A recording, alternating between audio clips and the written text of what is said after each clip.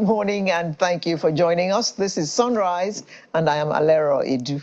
I'm Amaya Makinde. Good morning and welcome. Let me begin from the technological perspective this morning. Have you heard about that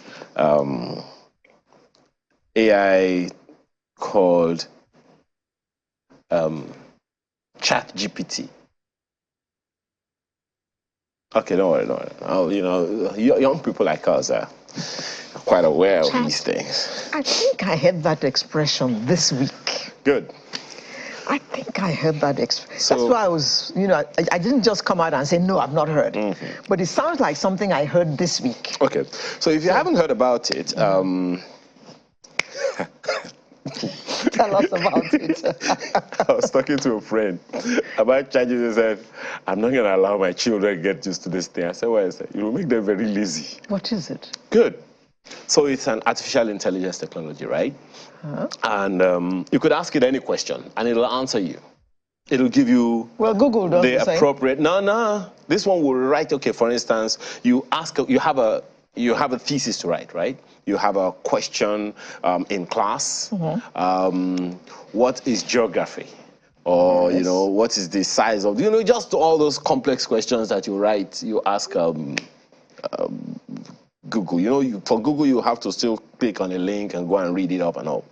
This one will write it all out for you. I have a Google appliance in my house. You just ask, you talk to it, and it talks back. No, this one will write it out, like, you know, the way the producer writes out our scripts. Write on where? On what? It will write on your screen. Yeah, so if you go to chats.openai.com, you're writing already. I'm going to try it out when we finish Sunrise. Chat.openai.com. It'll explain all kinds of things. And so the temptation for you, if you have a thesis to write, is just to put the question in and to write all the answers for you. God help you if your lecturer is also aware of ChatGPT. Another thing that I found out that it could do... Well, that makes you cheat, doesn't it? No, well, you are making the effort to go ask ChatGPT. No, but you're not thinking. Okay, well, you leave that word. Okay, so I saw another thesis written by someone else.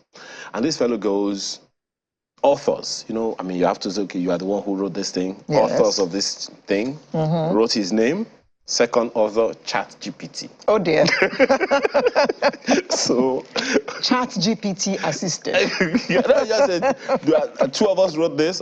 I and ChatGPT wrote it all out. So that's it.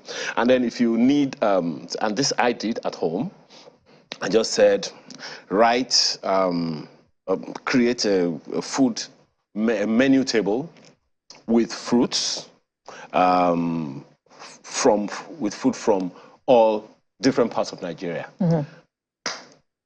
Gave me tabulated. Wow. Oh yeah. Well, this chap is worth meeting. So that's one of the things that, you know, technology can do. But so when we have conversations around technology not doing what it's expected to do for the elections, I'm wondering how we're deploying it. I listened to a conversation with between Sheung, my colleague Sheung Kimbaloye, and Benga Ison, a tech fellow. It says, look, it's not the technology that failed, it's how we, the people, used it.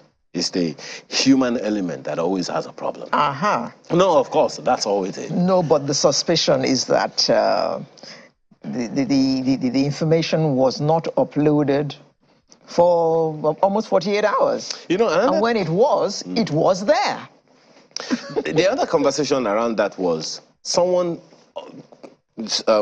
claims or suspicions that they probably, one of the reasons, because I read that as well, you know, in an interview with someone, I said, probably one of the reasons an INEC, for instance, would say, no, we're not going to open this portal for now, we're not going to allow this to go on for now, is because some people were hacking with the intent to put in all kinds of, you know, things under this thing. Right. I saw, you know, Nigerians. The fellow also said, look, no technology is so foolproof, so no backend is so foolproof that it cannot be hacked. Yeah. And so that's one of the realities we have to live with as a people. Now, it behoves INEC to prove whether or not that is something that happened. I don't even want to go into that conversation about the elections. Some things are already in court, so anyway, let's keep it there.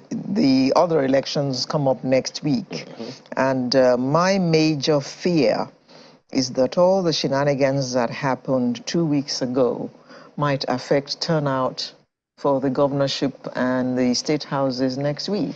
I think the one thing that we can say about that straight away is not coming out to vote is a vote. Let's reiterate that to ourselves. Remember the conversation we had, and at the end of the day, the turnout for this election, with all the noise that we made, wasn't up to 30%. Well, don't forget that many people already had their votes invalidated by ballot boxes being thrown into gutters, ballot boxes being carted away, people turning up to vote and being told that if they were not from a certain area of Nigeria, they couldn't vote and stuff like that. So people did turn out. It's just that... if you turned out to vote, and you were accredited to vote, your information is on the BVAS. Yes. So if people turned out to vote, I'm not sure if that information of accredited voters is out. Because it's one thing for you to turn out to vote, another thing entirely for you to vote. Yeah. So if people turned out to vote and they were accredited to vote, they definitely would vote. Now, whether or not all of those invalidations affected anything significantly, we'll wait for INEC to, confirm to us. But generally, since the 1999, I think the only time we went past the 30% mark was in 2003 elections. Yeah, that was about the only time we, the elections that people really turned out. It wasn't about 30-something, 35 million or so. Yeah, so that was that at the time. So that's something for us. Not turning out to vote is a vote, and we have to recognize that if the decision to recruit people into office in Lagos is just, for instance, let's say it's 3 million and 500,000 people came out to vote, then those 500,000 people are going to be 100% of the people that are going to decide who votes. So if 200,000 people vote more for the winner and 100,000 people voted for the next person, that means 300,000 people came out, and that's just what we're going to have. So if you're saying that we are being governed by the people who you think do not qualify, you are part of the reasons who put them in office. Exactly. By you not must coming come out and vote. And another thing that's, of course, you're also aware of, is along the lines of these elections, we've been hearing all kinds of sentiments play too. For God's sake, do you go to the hospital to say, I only want to be treated by a Yoruba doctor or a Kanuri doctor? Do you do that? Oh, no. Let me hit it home for you. First of all, our commiserations go to those who lost their lives in that bus train tragedy. It's horrible. And social media told us that the hospital was asking for blood. So somebody now posted something and said, well, the hospital asking for blood didn't specify whether I wanted Igbo blood or Hausa blood or Yoruba blood. Blood is blood. And that is straight up. Look. I mean, that hit home. It hit home. I hope it does. For those who are still carrying those primordial sentiments around now. It's just ridiculous. This is 2023, for God's sake. No, and we're still talking in terms of you can't do this because you are Igbo. You can't do this because you are Yoruba. You can't do this because you are... So what happens to us minority? That's bad enough.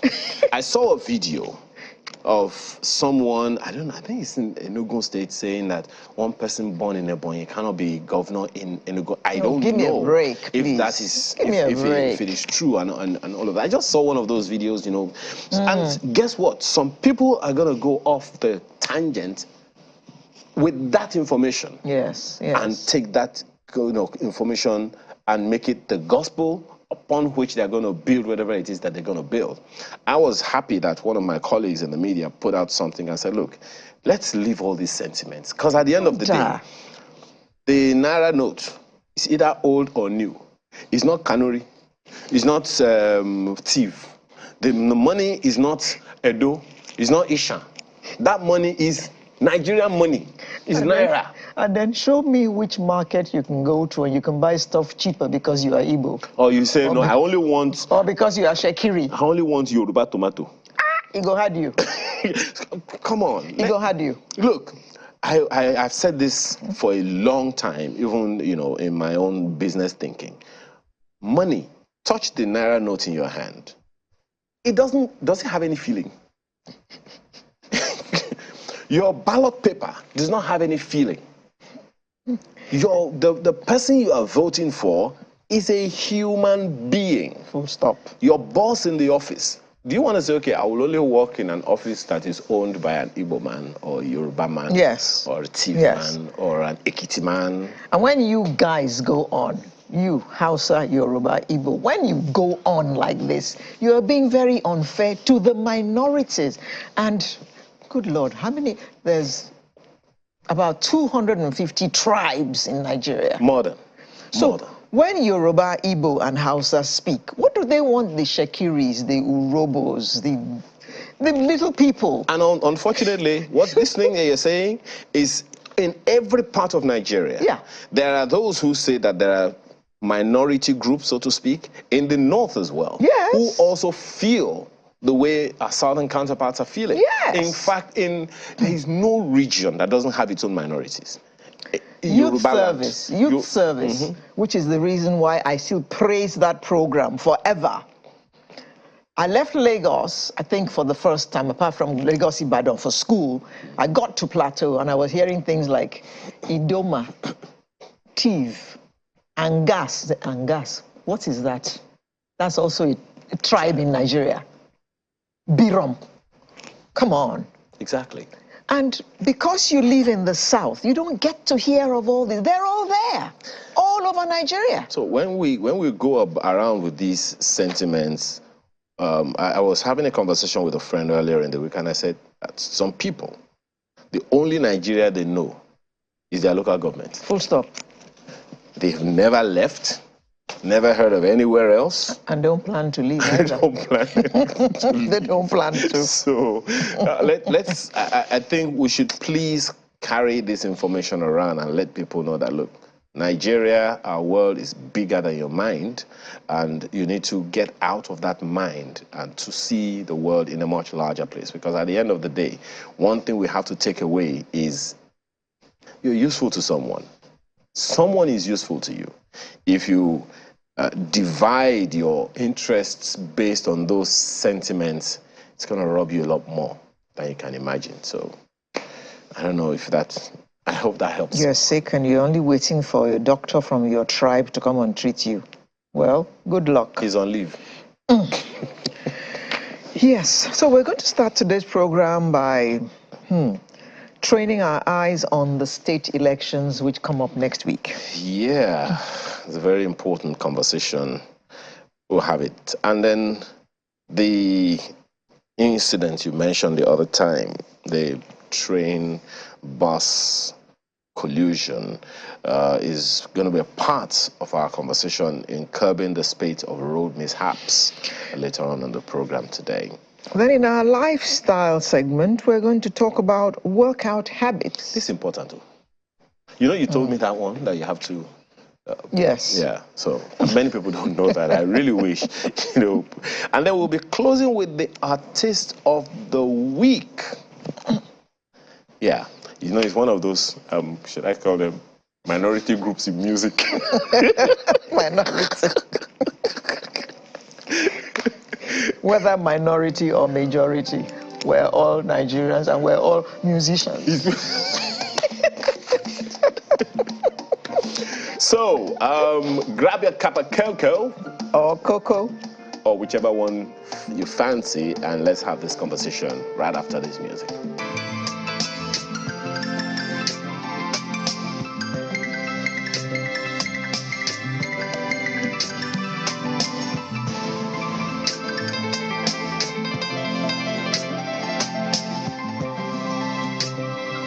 Okay, here we go.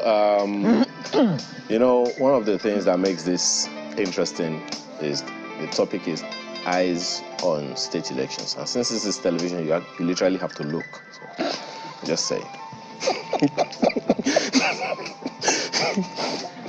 Thank you very much. You're welcome, you're welcome. So we're looking, and our eyes are trained on next week. Well, it was supposed to have been this week, but you all know what happened. Postponed from this week until next week. And next week we shall all be going out, I hope, to vote for 28 governors and the houses of assembly of those states. To look at this with us this morning, to join us in this conversation, is my pleasure to welcome Joyce Daniels, a social engineering practitioner. Thank you for having me again. I'm sure you remember her from the last time she was with us on Sunrise, which is over a year ago now. And almost a year. She couldn't make it here, and we had to talk to her in traffic.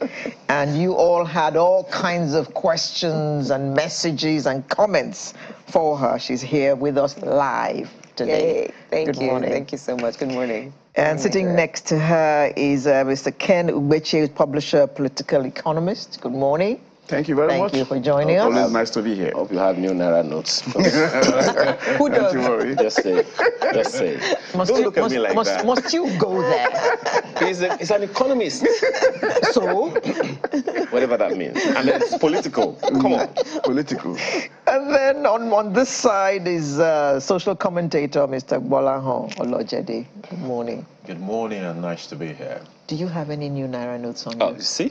I'm beginning to forget what the colors look like because I've not seen a reasonable number of them.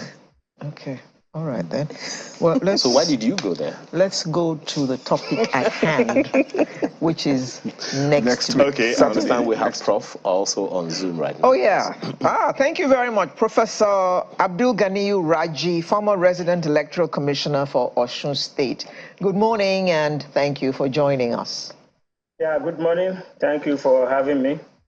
And good morning to all Nigeria. I was thinking maybe I should even start with you, Prof. No, let me start with the general public first. Let me start with the lady. What were your thoughts when you heard about the postponement? I know so many of my friends who are running for office are tired. They are tired. They've been campaigning for a year. Wow. They are spent physically, financially, mentally. So I was like, oh. They just want to move on. So I just reached out to a few of them. I was like, oh, I'm so sorry. One of them was like, I'm so tired, my God. And then I thought about the people, and I go, oh, would this be a good thing or a bad thing? I said, okay, good for those who would reinforce energy and say, you know what, we're going to come out. Bad for those who would say, hey, you see, they want to. So here and there. Yeah, but Ken, some would say, one more week for us to campaign. Let's take advantage of that 1 week. Definitely. You know, the average politician everywhere in the world is an incredible optimist. They always believe they won or they will win. So giving them 7 more days to campaign, to them is another 7 more days of strategy or re-strategizing and being optimistic. But I'm not sure that but Joyce's friends will agree. But you know, this is what I've always anticipated. I have always told my colleagues that the way INEC chairman spoke when the Labour Party went to get that expert motion for them to examine the beavers and interrogate the process, there was a comment that came from INEC that this may interfere with the next election. Yeah. And I thought that was not needful. That is not smart reason. Because you are telling me about a technology called beavers. Even my little phone in the 21st century can store things I have done right now. And I will store them somewhere in the phone and do more things next week, more other things even next year, and still recall those things I've done before. So any technology that's not smart enough to store what you have done, you have to reconfigure or recalibrate, doesn't look to me as smart technology. And that's why I worry about the beavers. Is it smart enough? a technology fit for what we are doing in the 21st century, a technology that cannot store what he has done in a manner that nobody can go there and mutilate it. Because that's the impression they are giving us now, that they have to recalibrate. And if they don't give them that time, they may not be able to hold the next election. These things ought to be anticipated by the electoral body. But you're also aware that one of the things with phones, for instance, is you can use any phone anywhere. But then there are certain phones you can't use in Nigeria because of the way it's been configured to a specific network from abroad. You're aware of that? No, definitely. But that's a specific network. Yes, I know, but perhaps that's because from what information is available to us, thankfully you're a journalist as well, from what information available to us, from INEC, each machine, each of the devices is configured to a specific polling unit. Yeah.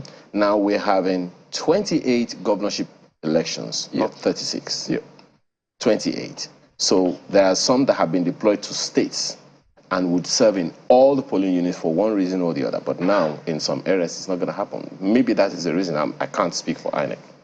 The word he used was smart enough. Even those networks that cannot be used, we have boys that we have boys and girls in every state who will unlock community that can do this. I don't think we want to engage those boys for you.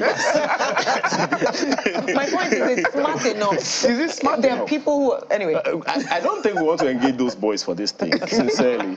But, Boys and your girls. thoughts. Well, I'll take it off from the Beavers thing.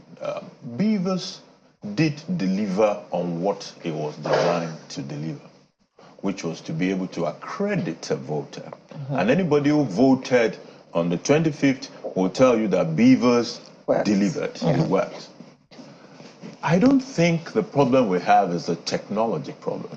I think it's a people problem. Whether you're talking about planning and anticipating something, or you think about the capacity of a server, say, for example. Look at the off-cycle elections. One state, one election. So we had a robust transmission here and there. When you go from one state to 36 plus one state, and you have 3 elections, so 3 multiplied by 36 is the quantum of increase you have brought on that same device or network. It is a people problem if we did not anticipate what will be the impact when you go from 1 election in 1 state to 3 elections in 36 plus 1 state. So it's not the technology that messed us up. I beg to just disagree with you a little bit. The job of the Beavers was not just to accredit voters. It was also to transmit Or transfer. whichever word you want to use, transfer the information after the election To a server. to a server, so that you and I in real time Can look at be following the results. Okay, Yes. the results from my polling unit is Yes. already up, and the information there is exactly what we got. what we saw, Yeah, what we recorded. what we recorded while I was there. I hear you loud and clear. Beavers can transmit. It did transmit. After 24 hours. In previous election, it did. In the current election, it did. We must query why those things did not move when they're supposed to move. And I can tell you, I can assure you that it has nothing to do with the capacity of Beavers to transmit. What about situations like some polling units where the agents, not the agents, the INEC staff were saying the password isn't working? Yes, the it's code. not moving. Yes. No network. Is that now people or tech? In my brother's polling unit, for example, they kept the INEC staff there for over 4 hours. They said, you will not leave here until this tech works. The people are here. The people are saying, our hands are good, though. We are pressing. Ogasi, we are pressing. It ain't no they go. So you see the issue. At the end of the day, tech, it's people. It's both. It's both. It's both. Why I say it's both is this. And that's why I use the word anticipation. We have been having off-cycle election. We had Anambra, we had Ekiti, we had Osun. They look good. I mean, on the face of it. Let's say 60% okay or 60 to 70% okay. But you should also anticipate that when you are now transmitting, do you have that capacity, technical capacity, to move that volume of data almost at the same time to that server. Does your server have the redundancy to also absorb those things, that it doesn't crash? Because servers crash. So all those technical issues ought to have been factored by the regulator or the custodian of the electoral process. That's INEC. Maybe there's another, I don't know what word to use for it. Like, look, back in time it was ballot snatching. Maybe now it's e-ballot snatching. But let me ask Prof, what do you make of all of this conversation? I mean, there are many who will place it on the fact that this issue of transmission of votes from the polling units to an INEC server has questioned the integrity of INEC significantly. How do you respond? Thank you very much. And I say good morning again to viewers. Well, the issue goes beyond the way we are discussing it. For every problem or for every issue, there are quite a lot of solutions or angles at which we must look at it. There are administrative problems, and there will be technical problems, and several like that, and political issues as well. Well, the beavers was tested since 2020, just like the issue of the server has been on even before the 2015. But one of the things in INEC is that INEC operates by the rule of law, and everything that INEC will have to do must conform with the provisions of the law. It isn't that the BVAS doesn't have the capability or the storage capability to handle even the whole election in West Africa. Please take note that all the voters in West Africa combined are not up to the number of voters in Nigeria. The BVAS has the capability, but INEC must work within the provisions of the law. So when somebody was talking technically and was saying that it should have capability or capacity to store this and then operate this way and that way, there's a lot of things that we do encounter on the field. For example, the way the BVAS works is that after taking the picture of the result, and also even the digital one that is on the BVAS will have to be transmitted or transferred, or whichever word we are using, immediately.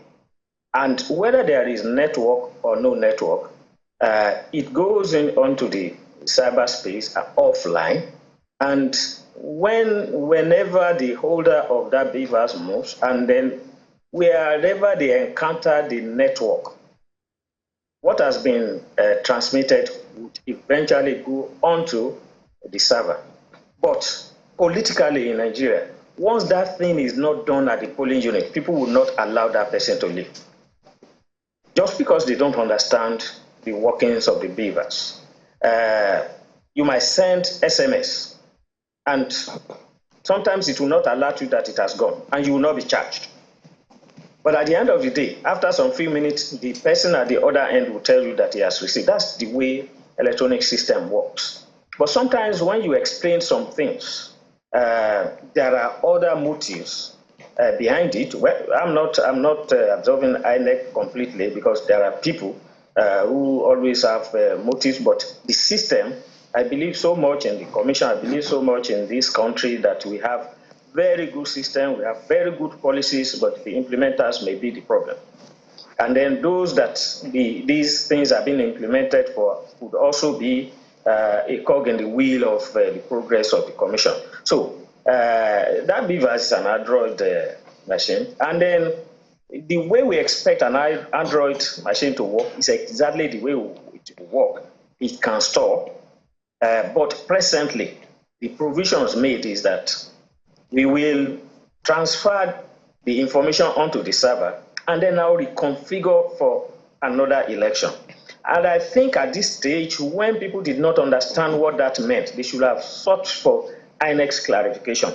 The last time I spoke here, I did mention that, and I was happy that maybe about 1 hour thereafter, INEC made a release. I said, even me, though I'm no more an insider, that at that particular point in time, INEC should make a release.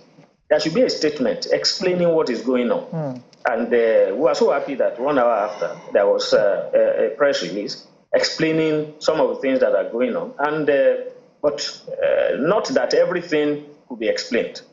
And the other person did mention that a lot of things has to be, I mean, they have to be investigated before we start talking about, condemning or accepting or doing whatever. There should be explanation from INEC on why some of these things have happened. But I'm sure INEC is doing its investigation. And by the time they will come out with what happened, we'll get to know. Well, as for the password, I can't speak much on that because I was not on the field. But I know the provision, the requirement, and what we do to those that we are training, especially the registration area technicians that we call the RATEC, who handles the beavers, is that, and all the presiding officers as well. Immediately they are being trained. Each of them, once they are issued with the beavers that they will use, right from the registration area camp, the RAC center, the RAC camp on the eve of the election, they will be given the password. So if passwords were not given, where I can comment on that, but I know the provision within the policy of INEC is that the beavers is given and the password is given because you cannot even open the beavers to use for the election if you do not log in onto the beavers. So some of these issues, I'm also confused. I don't really know what is going on. Maybe if one interacts with some of these RATEC and the presiding officers, we will know what actually happened, why the passwords were not working. Okay, but I'm sure, I'm a teacher, and I know the kind of educational system that we are running in this country. We have so many universities that are just like secondary school. And that's why one would be surprised sometimes. You see the presiding officer doing simple arithmetic. Professor, I beg your pardon. We have to manage our time. But you will also agree that in explaining all these systems to us before the election, INEC never mentioned that after the presidential elections that they would need to go and reconfigure. So how come that was never put into the equation and explained to us mere mortals who were going to stand and vote? Come rain, come sunshine. Well, I will not agree with that because even though, except we replay the speech of the chairman, that is the normal practice, even when we were using the smart card reader. I conducted the 2019 general election in Ogun State. Even when we were using the smart card reader, after the presidential election, we reconfigured for the governorship election. And, we are doing these things in piecemeal. These things are being brought into the Electoral Act and the INEC procedures for elections. Okay. So I'm sure it's clearly stated in the Electoral Act and the procedures for election. Okay. Sorry, thank you, let me take it from that and, used to take it to the conversation we are having. Ken, the challenge that we've had over time, in my opinion, has been that of communication. We've had that challenge successively for so many years, it's almost become a norm.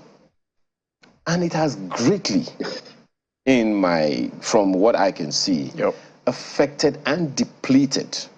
That lack of communication has greatly depleted public trust in anything government, even if it's local government. So long as you're a government official, your word is not trusted. And it has also affected voter turnout because people are disconnected, so to speak, from anything governance. With our eyes on the state elections, and you are a journalist, what should be the communication and from whom to restore confidence in our processes? Because it's the only process we have. We've chosen democracy and we have chosen INEC as the only system through which our elections can be organized. That's our referee and that's our VAR. What should who be saying And when should that be? I beg your pardon, Ken, in responding to that, Yep. please also remember that before the presidential election, everyone, or practically everyone, was confident in the system that INEC had explained. In the technology. True. Yes. Yes. Yes. I think now it's time for INEC to be singing like a parrot, telling us and explaining and even apologizing to Nigerians. Because what happened last Saturday was that it came out to be an anticlimax. Yes. The technology that was so drummed Yes. and thought out as near perfect, quote unquote. There's no perfect technology anyway. But they gave us so much confidence. In that BVAS, the fact that we got to a level whereby a guideline came out to say that election results will be transmitted real-time online. I hope they know what it means, real-time online, in the real sense of it, in technology space. It means that once it happens, you upload it and anybody can access it. Yeah. That's what we look forward to. And that's what now galvanizes people to come out and vote. Before then, there was voter apathy, for crying out loud. Before then, people don't come out to even register to vote. But now we had a major turnout of people coming to vote, or to register first and foremost, that we had over 94 million voters in the register. And 87 million came to actually collect the PVC. You know, you look, that was a festival that was waiting to happen, a democratic festival, that in a manner that we have never seen before. But it turned out to be an anticlimax. Because the people that came out that day, some of them were red light from voting, some were intimidated. This technology that was so hyped didn't work. I don't know what the professor is saying, but this technology didn't work in some places. It couldn't capture some governors. They had to stay on the queue. It couldn't capture that your finger or thumbprint on your face. The governor of Rivers State was there. I mean, it's an example, a living example. There were other instances. But he eventually voted. Yeah, he eventually voted. But you know, it also happened in 2019 where the incumbent that time, 2015, Goodluck Jonathan and the wife had to be on the queue. The card reader could not read them. And they don't recognize the DNA of our president anymore. But what I'm saying that people should be talking. INEC should be talking and apologize to Nigerians and explain to us what happened and why what happened. Then the political parties too must begin to tell the populace to please, yes, it didn't come out the way, it turned out the way we anticipated, but come out and vote. Come out this time. We believe that INEC must have learned their lessons. And then when we speak that language to the electorate, we must also moderate the language we use, so that we don't see, the atmosphere is heated up already. It's tensile, it's February. Add to that, please, Yes. Before I come to Joyce. It's not just the establishments that should be speaking. The people should be speaking. Let me actually bring that to, there are a lot of, as Ken just mentioned, tempers are high. The emotions are on tethers right now. So caution must be the word. As a social engineering practitioner, what should we be saying to ourselves? You've heard all kinds of things, all kinds of sentiments, all kinds of belief systems in the public space now. That should not be. It's been there, but it seems like this is some kind of unfortunate climax. What should we be saying to ourselves? The media has been crying itself hoarse about what we should be doing, what should we, the people, be saying to ourselves, irrespective of our interests? We should be saying to ourselves that this is the price to pay. Ask almost any woman who's had a baby, their labor pains, their labor pains, and every man knows about it too. So these are the challenges that come with development. Teething in a baby brings some sort of discomfort. They have to give teething powder and all of that. Growing comes with its discomfort. Pleasure, to eat good food, you have to cook and go through the pain of being in the kitchen. So it's part of what we seek. Or pay for it in a restaurant. Or That's pay very for expensive. it, and you pay a lot if you find the naira, if you find the money. After buying the money, you buy the food. So it's part of the journey. Nothing worth having really, truly, honestly comes so easy. You want to be a whatever you want to be in life, you will go through a process. So this is part of the process. So we're saying to all ourselves, and the media really helps. There was a video that channels and somebody partnered to deliver before the last elections, where we saw the process of how to vote, how to get accredited. You know, that was so helpful. It went everywhere. People were creating infographics and all of that. Individuals, everyone needs to continue and encourage each other. Parents should be saying to their children, look, that's just what it is. We keep going. We keep going. Spouses, friends, colleagues are saying, you know what? We'll do it again. We'll do it again. Okay. You don't go away from that Okay. yet. Last week, you heard one or two of our guests. Okay, you must have heard about it. One or two of our guests saying, okay, no, it was last week. Was it last week? Where we had Professor, the leadership consultant, saying himself and members of his family didn't have the same political ideology. Okay. Akundayo. Professor Akundayo said he couldn't persuade his children that this is the way they should go or consider. And he wasn't the only one.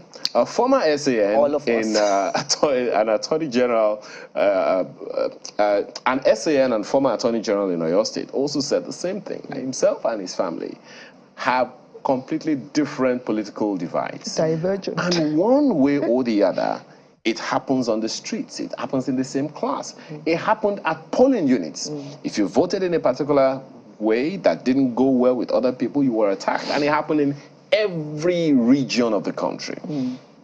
What should we be saying to ourselves about that? Because it will happen again. People are going to vote differently. Peace first. If we are destroyed, then we won't even have any benefits at the end. Peace first. Peace first. Tolerance. Tolerance is when you don't agree with the other person's point of view, but you allow it be. Exactly. So right now, we need tolerance more than respect. Because I may not respect your thought. I may be so disappointed by your thinking because it's different from mine, but I should tolerate it. Tolerance right now is one of the most needed skills that we can use to pull through. Tolerance for each other. Well, in light of all the things we saw happen 2 weeks ago, do you think people are going to be eager to come out next week to vote? It's a dampener in a way, what happened. So people need to be encouraged to vote. And I think some people are also trying that. I'm within my own network and circle of influence trying to encourage, because this is more important than the election of the 25th. The road, that road to your house, it's not going to be fixed from by the president. Water will come out of your tap. Has nothing to do with the president. The school your children will go to has nothing to do with the president. Whether the drainage around you will cause flooding has nothing to do with the president. So what affects 90% of what affects the day-to-day living of a Nigerian is done at this level of governance. So we cannot afford to ignore what is going on here. I know that elections are largely emotional issues. Sometimes you even engage with people and that candidate you want to vote for, what has he done before? He doesn't know. But he's emotionally attached for one reason. Okay. Reasons as simple as is handsome. It's a basic for some people. Yeah, I'm serious. Right. He's handsome. I just like the way he dresses. It's a largely emotional decision. I like the way he speaks. Yes. Well, you see, we must also compare it with how you first I will vote for someone because he's handsome. Yes. I've heard some people say that as well. Yes. But you see, that's that's what makes us human. Looks like I'm the only person who has not heard this before. No, yes, right. Across the world. These are the realities.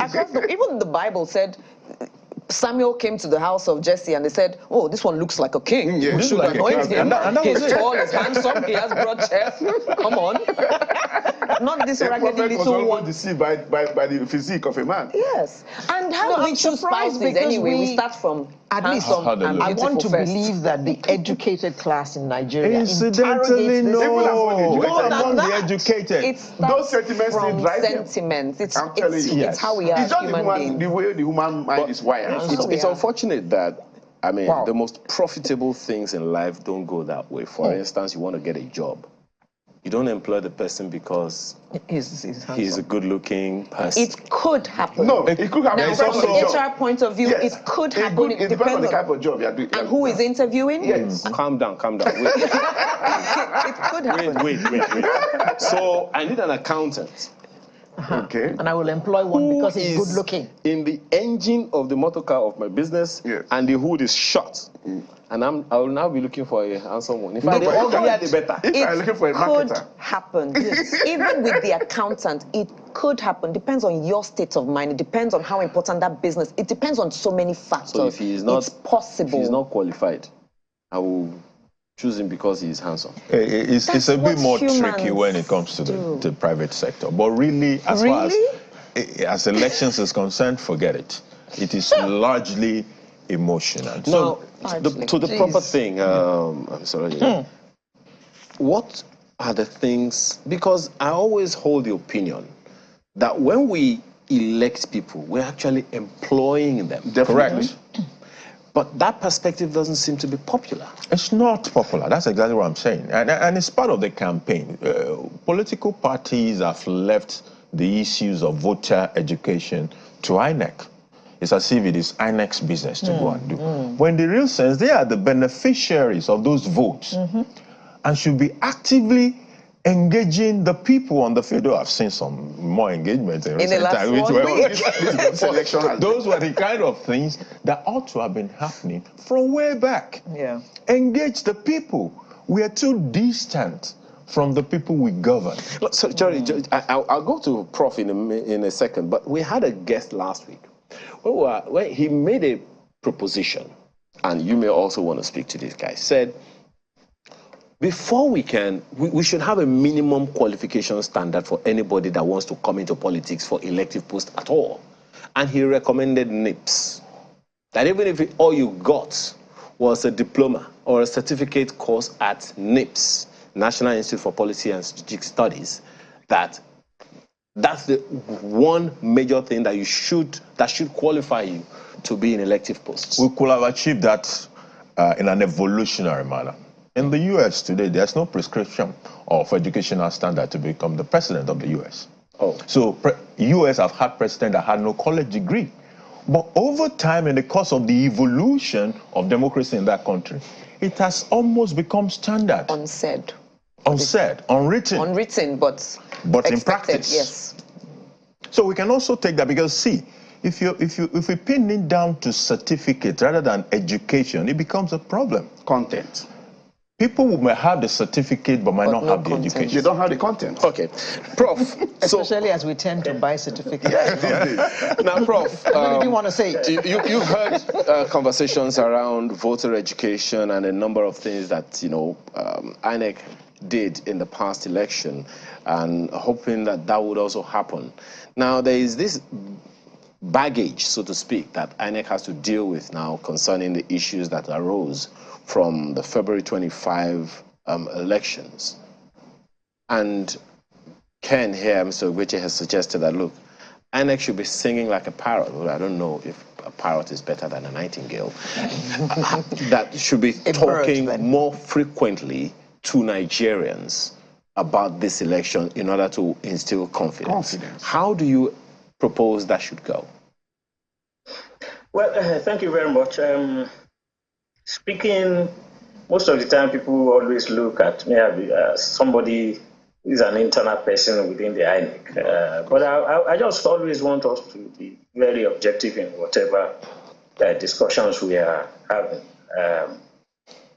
Somebody has spoken the other time and said, politics is more of emotion.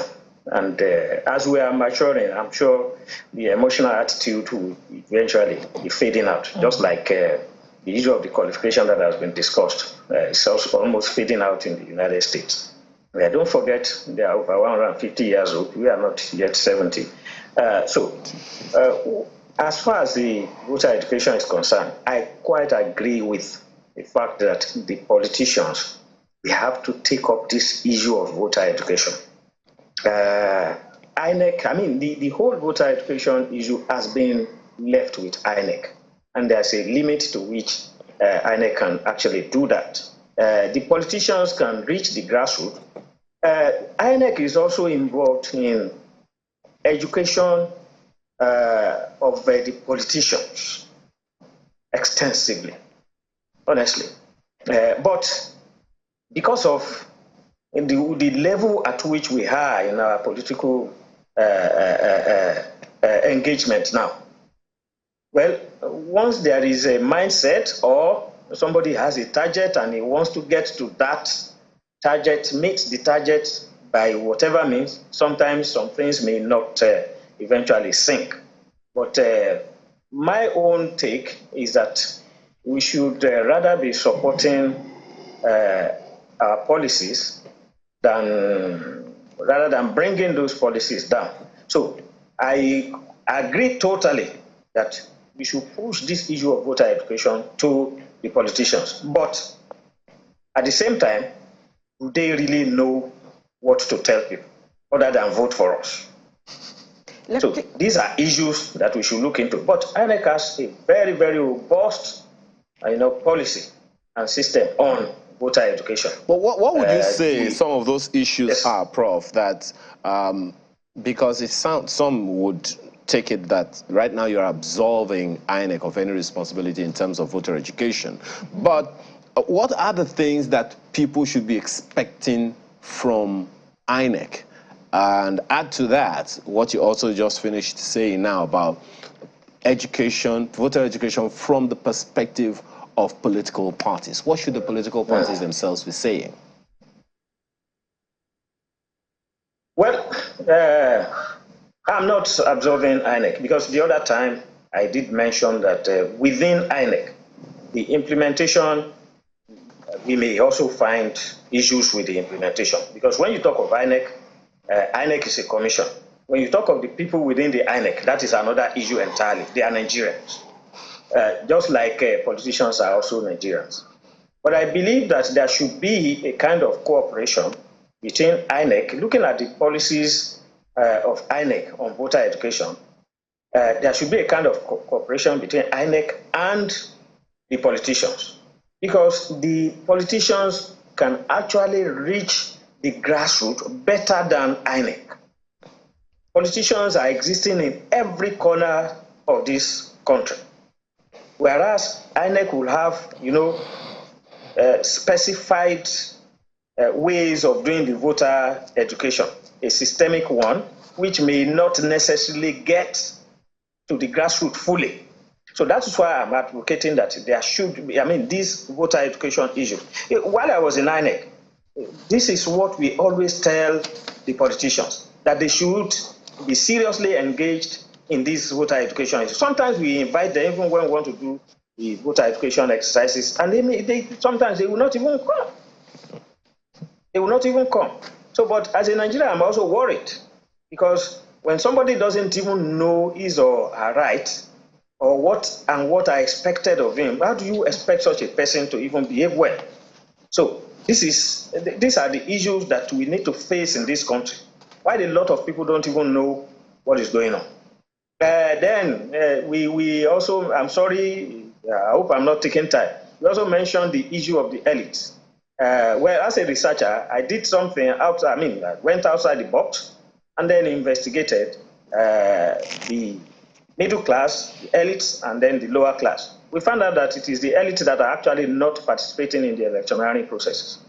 I have my data, I have my information. It's there. So, but they make the largest number. That's what's going on. Okay. But the lower class are not even enlightened at all. Those who are enlightened don't take part.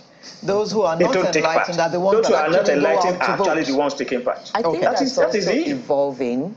And like he asked, what's one of the challenges that we have to this communication? Power distance is a challenge in any country where power distance is rife. That is where subordinates, as it were, cannot speak to power. Yeah. It starts from home. At a certain age of parents right now in Nigeria, Mommy and Daddy, I know you might be watching, sorry, let me just say, I couldn't question my parents. If I had said, Mommy says do this, and I say, why? Why? Our generation couldn't. Yeah. So my first son is going to be 21 this year. I better explain it to him. else he's not moving. Mommy, why? And he would give me reason why this, that, and the other. And you say, but you told me that if I'm not clear, I should ask. Now we will have that conversation. So it's a challenge with some of the ages of people who are contesting and have been contesting over time. And it's changing. Even when you see the younger people who are running for office, the amount of information they put out is different because that's our generation of wanting to have conversation. We want to be clear. It's not trying to be rude. So some people who are running for office now would say, I beg, what am I telling them for? It's power distance. They're not necessarily trying to withhold information, but it's how they've operated. What's the age of the person in charge of INEC right now? He belongs to that age of people who might, as an individual, feel, what's the issue? That's not to say that his PA and all of that are not young people. Exactly, but those are the issues that we have. They are real. Joyce, the PA may want to speak, but say, let me not speak until Oga, you know. Joyce, you know, it's for us to acknowledge. We discussed dealing with teens in our lifestyle segment, and we actually ended up apologizing to young people. Say, okay, sorry, we tell you to shut up, but we now understand that we're supposed to actually discuss with you. We appreciate that, and we have accepted it. It's a different generation altogether, so we're with you and on it's that tough. one. It's tough. Yes, let me go to Ken now. Ken, the issue of vote buying was a big issue before the presidential elections. In fact, so much so that the CBN gave vote buying as an excuse for changing the money, which we're all still suffering for. But since that election, how much have you heard about vote buying? It seemed there wasn't too much of vote buying. Well, you can't say there wasn't too much because vote buying is not something somebody comes to the marketplace to do. It's discreetly Nobody's talking done. about it. No, it's discreetly done. So they may have bought some votes. It's about strategy. What strategy did they use? I've not asked my question yet. No. I've not asked my question. Ask your question so that I can take My over the question is, next week, are we expecting that kind of behavior at the polling units or wherever? You know what happened this time, and actually from the off-cycle elections in Osun Ekiti, that there was this deployment of plain-clothed security operatives. And EFCC chairman has been drumming it, that we are all over the place. You may not see us. But you know, it's also part of the things to raise that consciousness that you can be arrested for buying or for selling. And we saw what happened in Rivers on the eve of the election, that a sitting House of Rep member was caught with some dollar. Yes. So vote buying may have been in a different currency and in a different style, and you may not know. It was caught around past 2 a.m. So that could have been the time they bought the votes. But it was reduced. Yes. No, it was reduced, but then what I'm saying, like, it's not, it may not be reduced. It may not be as primitive as it used to be. It is now scientific. It's now the reason I say reduced, let me speak for my polling unit. It's not scientific. This was the first time I voted in the polling unit where I voted this time. And I interacted with some people who said they've been voting here since 1999, forever. Yeah. This was the first time they neither saw nor were offered. They weren't even offered nor received monies. One, there was no money. There was no money. Even people who wanted to could not. Many people were trapped. Yet, the first woman who said it to me, and she's at least in her 60s, she said, yes, we have more people out here than ever before. So it means we will actually vote even when there is no money given. Yeah. It was reduced, and I was very intentional about asking certain people in certain polling units. I was intentional about that because I know some units where this has been, and they say, they know, okay, did you see money from anybody? Now there were some stories that some places, some monies were transferred here and there, but there was no network for the money to land. It was reduced, it was more systemic, more... less primitive, more organized, more sophisticated but is the word. Yes. Reduced across sophisticated. Board. Yes. But is that to say then? Of course, I mean, you both have discussed that. But is that to say then that a consciousness has been sparked? Definitely. Yes. About the responsibility or the duty of the Nigerian citizen. The electorate. To a certain extent. One, how do we sustain that consciousness? Well, I think to a certain extent, like I said, the consciousness is there. But that is not to say that if you leave that window open, that politicians will not do it. Exploit it. So there are factors like she mentioned, the fact that the cash was not even there. You want to talk about dollars? Dollars is difficult to distribute. How much is $10? It's a whole lot of money. A lot. It was different from a situation in which people were carrying bags of money around in some of the off-cycle elections and giving to voters 5,000, 4,000. You know, it's a totally different game.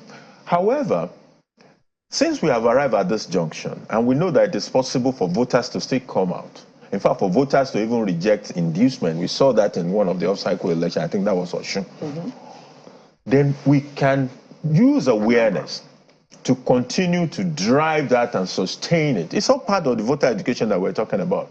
If you give you 5,000, it is 4 naira per day for the next 4 years, all those kind of message. Continue to drum it. Yeah.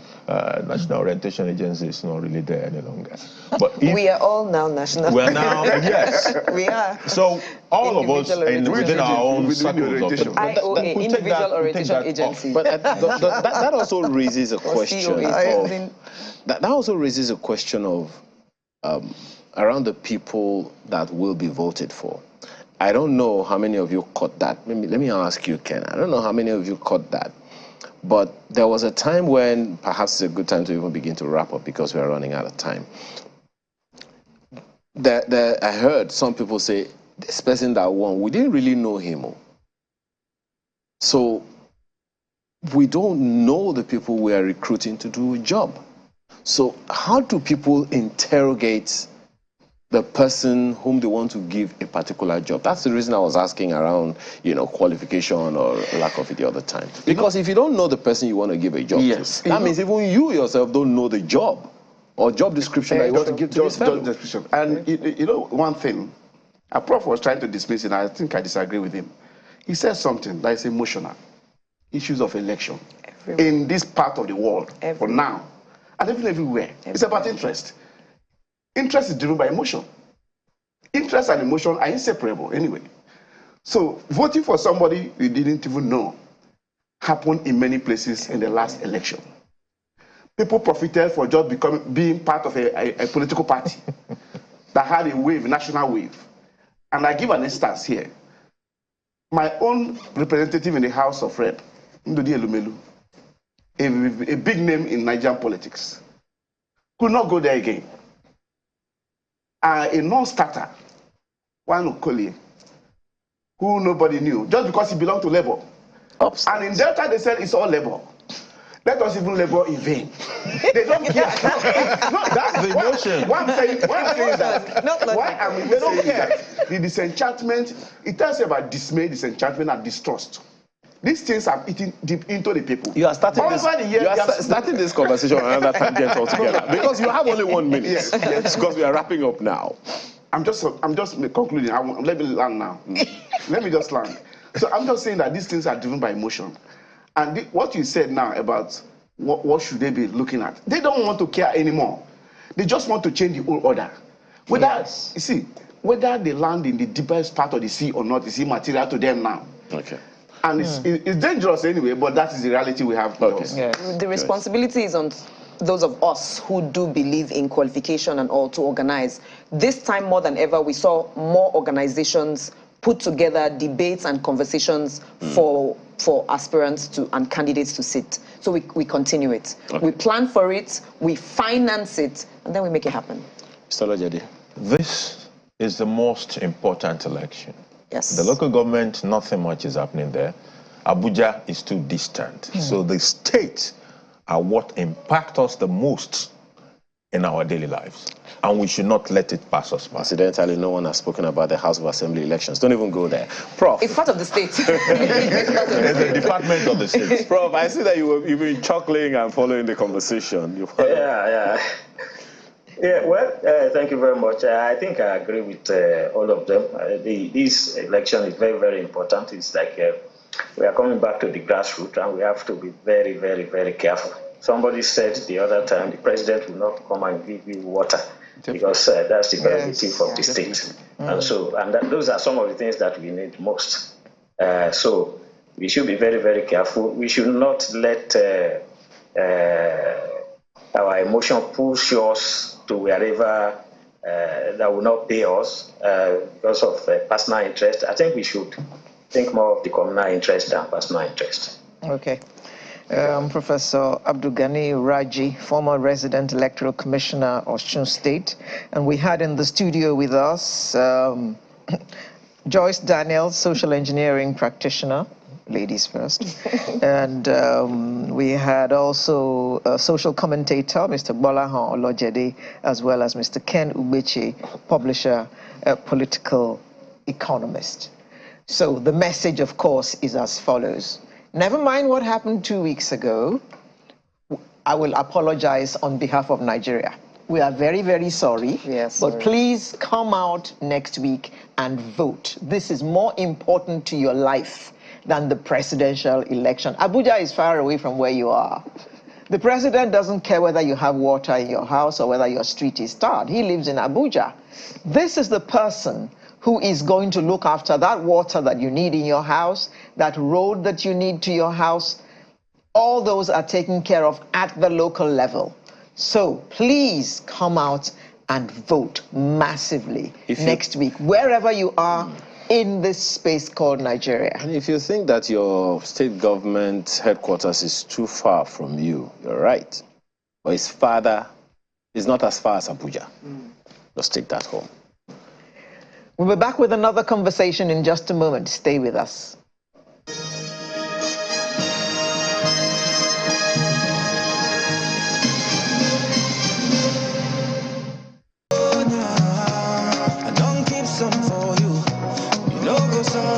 Well, thank you so much for remaining with us. We started this morning, part of the things that we say in the opening was to apologize, or rather condole with those who suffered injuries or even lost lives when that train and bus collided in Lagos in the course of the week. We've also been told that there are a number of such, one other incidents like that happened in the course of the week. Well, that's part of our conversation this morning because it's rather sad that the regular spate of automobile accidents or crashes, as the professionals call it, on Nigerian roads and resultant avoidable loss of precious lives should be a matter of concern to all. It is a matter of concern to us, concerning enough for us to have a discussion on it this morning. The institution charged with providing welfare and security for citizens, which is governments, at all levels, should be seen to take the phenomenon very, very seriously. How seriously that has been done, I guess we'll have that conversation this morning.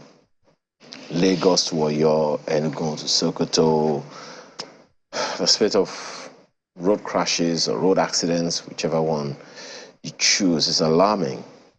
Even more alarming is the attitude towards road safety. Let's have this conversation this morning with Dr. Kayode Okwefa, who is Executive Director, Center for Sustainable Mobility and Access Development. Thank you for joining us this morning. Yeah, good morning.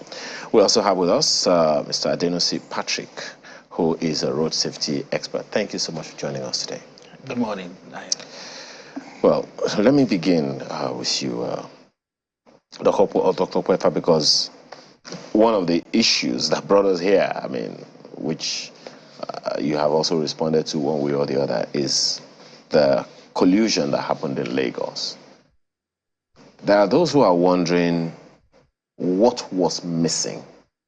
What was the gap that made that happen in the first place? We understand that the driver took off after the accident. So what was the gap that made that happen, that should have been blocked? Yeah, let me join you and join the all those people who have commiserated with the people of Lagos, Nigeria, and Lagos State Public Service in commiserating with what happened. And then also to say that this period is a tough one when you consider that we have about 6 fatalities to start picking holes or faults. On general TV. However, we still have to discuss the issue, and also to note that there is an investigation set up by I understand the state government as a preliminary one. Then the national government had also progressed from where we were some few months ago. Now we have a National Safety Management Board also. That is the former AIB. Yeah. So I think that's one of the recommendations some of us have been calling for in the transportation sector, that a national body. And also to say that there are a lot of eyewitness statements which all of us are basing our assumptions on. For me as a professional, I visited the site yesterday, not as if I don't know the place. I just decided to see and then talk to people in the area, and I note one thing. Anytime I get to that level crossing, based on what we learn in the driving instructions, I completely stop. The first rule at every ray crossing, if you take your driving instruction book, if you go for that written test, even the one we do here in Lagos, is there when you get to driving course. So I went to look for things around, and I spoke to people, eyewitnesses, and I don't want to jump on what is being but the eyewitness opinion is already in the public domain that there was a level crossing gatekeeper who stops people. People stopped, and somebody tried to overtake all others, and there was a collision, and the incidents became an accident, and there were fatality. So many things from there will have been missing. One will think of, why will that person jump? This person is not a first-time user. He's probably using that route on many occasions. So the things me and Mr. Pat will be looking for, whether they are there, will no longer be of importance, because you will assume this man knows the I use the word assume. He knows the terrain, and at the time the man passes the place, probably is the time the train also passes. So the man must have experienced train coming at one point or the other, and the time he goes home too is the time the train also moves around 4 p.m. So he must have experienced train coming. So we now want to infer what could have happened. Then also, unusual, you also have the traffic management people at that point. So that means it is envisaged that that place needs additional resources. So they put human resource at that point. I also noticed I saw a police vehicle. I inquired, they said police also normally stays around because that area is a construction zone and is also whatever. And the other thing also that is noticed, and there are so many crosses, I noticed about 9 or 7 to 9 places vehicles can go. So it's not a place you speed. So if somebody crosses that rail and thinks you can push speed, you can't. I pass through that place whenever I'm going from Ikeja to Agege. You have to slow down, even if there is nobody in that area. Because it's steep. It's steep, and then it goes down. It's not that high before. It became higher. And then the tracks. You can't speed over the tracks. You can't slow down. So if you attempt to beat a train in that place, you might be caught out of fear. Difficult. I normally, when I stop, I tell my driver, stop. Show me go. We didn't see anything. When we get to the track, I will tell you fast. Even though you say fast, you can't move fast because you have to. And luckily, somehow again, that place used to be a rough ground, but it has been improved. Okay. Asphalt has been put on that place to reduce the traffic. Essentially, you're saying, so many things could be seen. You're saying that on the part of government, significant, maybe not sufficient, but significant interventions have been put in place. Okay. Over time. Well, Mr. Adenusi, the update I have now is that the driver has surrendered himself to the police, and investigation and all of that is going on. But Given what Dr. Okoyefa has already said, I know you may want to add a thing or two to that, but what do you think happened? It's not like, as he said, it's a state government bus and it's a government vehicle that he's driving, and there are state government officials on the bus. What could have happened, in your own opinion, that could have caused that could have been avoided? Well, the art of driving in Nigeria is abused by a set of people. And the first among the least are government officials, ranging from the military, the paramilitary, the federal government drivers, state government, local government. They don't follow traffic rules. They don't obey it. So that happened is not anything strange to me, that a government driver refused to stop when he ought to stop. But in 2023, that we can have a human being there as a flagger, but that in 2023, that Nigeria as a country puts a human being there to flag the train is not only shameful, it's primitive. There should be stop signs there. Put a stop sign, put the railway crossing flashing lights. Now, if all of those things are there, could the driver still do that? Yeah, we might say yes, and we could also say no. Now it's that he saw a human being who is holding a stick with a red flag and is waving him to stop. And as far as it's concerned, because lawlessness is part of our daily life on our roads in Nigeria, it's not peculiar to Lagos. Anyone that is doing the right thing is the one that is seen as foolish. So he wanted to be smart. Unfortunately, his supposed smartness has injured people and also killed innocent, unsuspecting people who were supposed to be moved from point A to point B. So it's a regular thing for government drivers not to obey rules. Well, we'll talk to the general. Okay. Mr. Denosi, I chuckled when you spoke about the railway flashing lights or traffic lights or whatever else you want to put there to alert people that there is a train crossing. Because you opened by saying that government drivers don't, as a rule, obey any rules. So even if those lights were there flashing, do you think that this man would have stopped?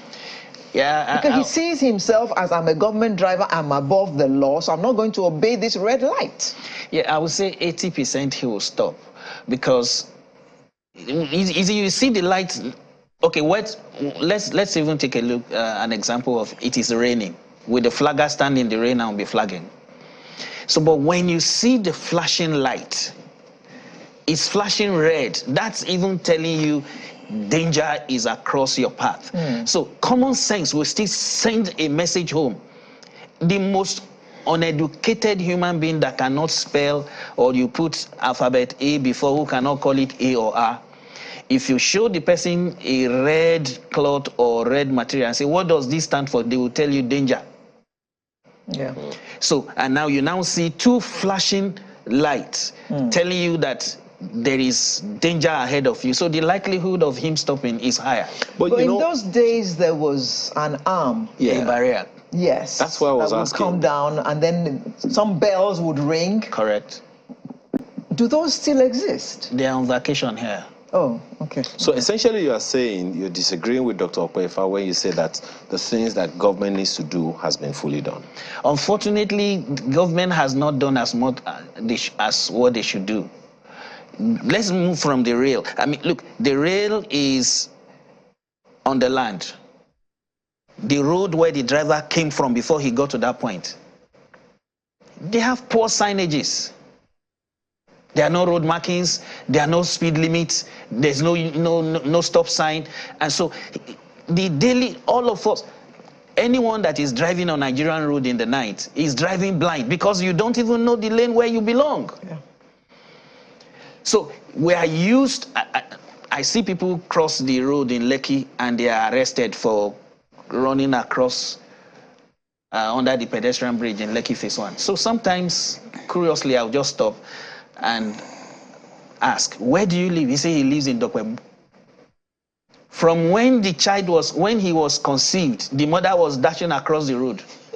There is no pedestrian bridge in Dokwebu. He has never seen anyone around that area. And so now he grew up there. He's still living there. He comes to Lekki. You think the natural state in him is that he should dash across the road. So he's crossing right under the pedestrian bridge. So it's one thing to have... He doesn't know what the pedestrian bridge is for. He thinks it's cosmetics. Decoration. That's so right. It's one thing to have the infrastructure. It's another thing for people to be educated enough to use them. Absolutely. And you see, commercial drivers, because that's what that driver falls into. Commercial drivers, the rigor they go through before they get the driver's license outside Nigeria, especially in the West, is not the same here. So their exposure is higher. And that is not to say that train accidents don't happen abroad. It does happen. It happens a lot, much more than we have here, though. You know, my brother can attest to it. Over 2,000 train accident happens in America. So let's not think that, oh, it's just a Nigerian thing. Yes. Let's not think, oh, this one is just a Nigerian. It does happen. You know, but 9.5 out of 10, they are avoidable. Dr. Kwefa, the issue of traffic lights, the government at all levels, or both levels, they've spent a lot of money putting up traffic lights. And it really hurts me, pains me in my heart when I see mainly commercial drivers not obeying traffic lights.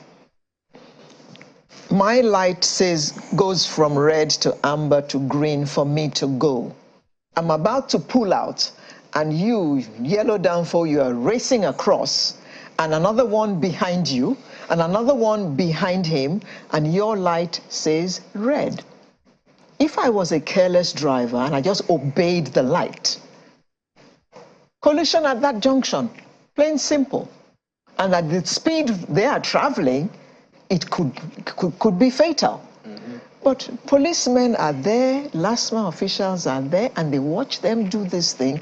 It's like, to me, my interpretation is they are fed up. It's like, how many are we going to arrest? Thank you. I think, once again, let me say this accident is an unfortunate one.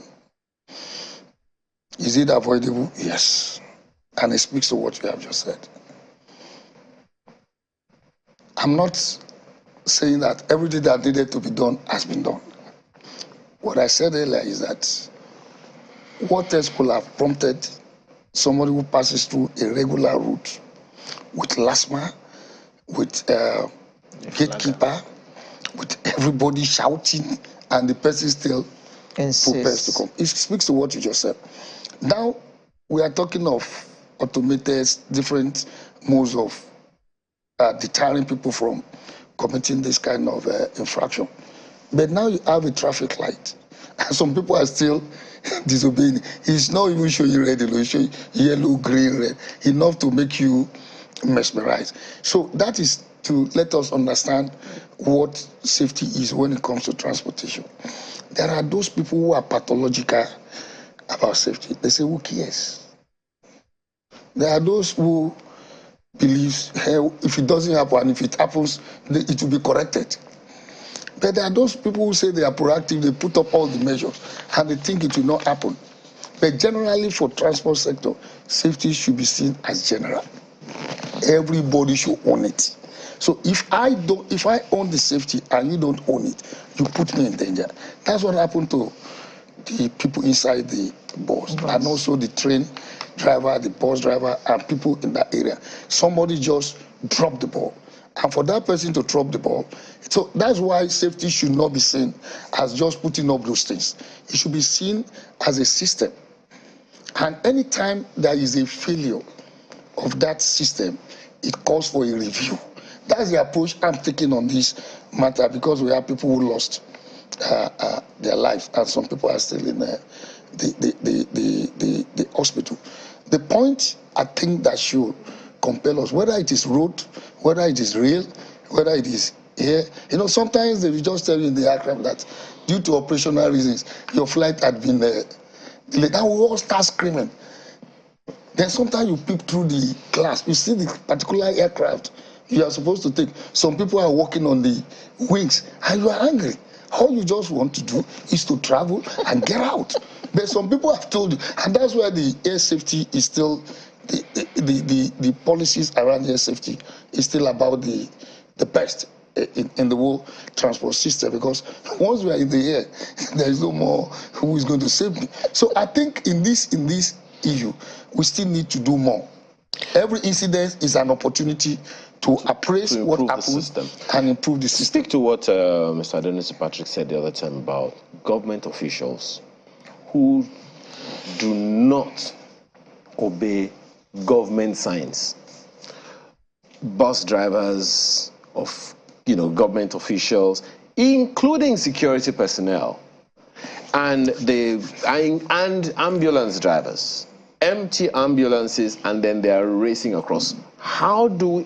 What's there to say to those ones? Okay. I will start by saying, sometimes in November, the Chartered Institute of Transport Administration held the National Transport Summit, and the theme was on transportation safety. And I presented a paper on the rail sector, and all these issues you mentioned came out from all the different modes.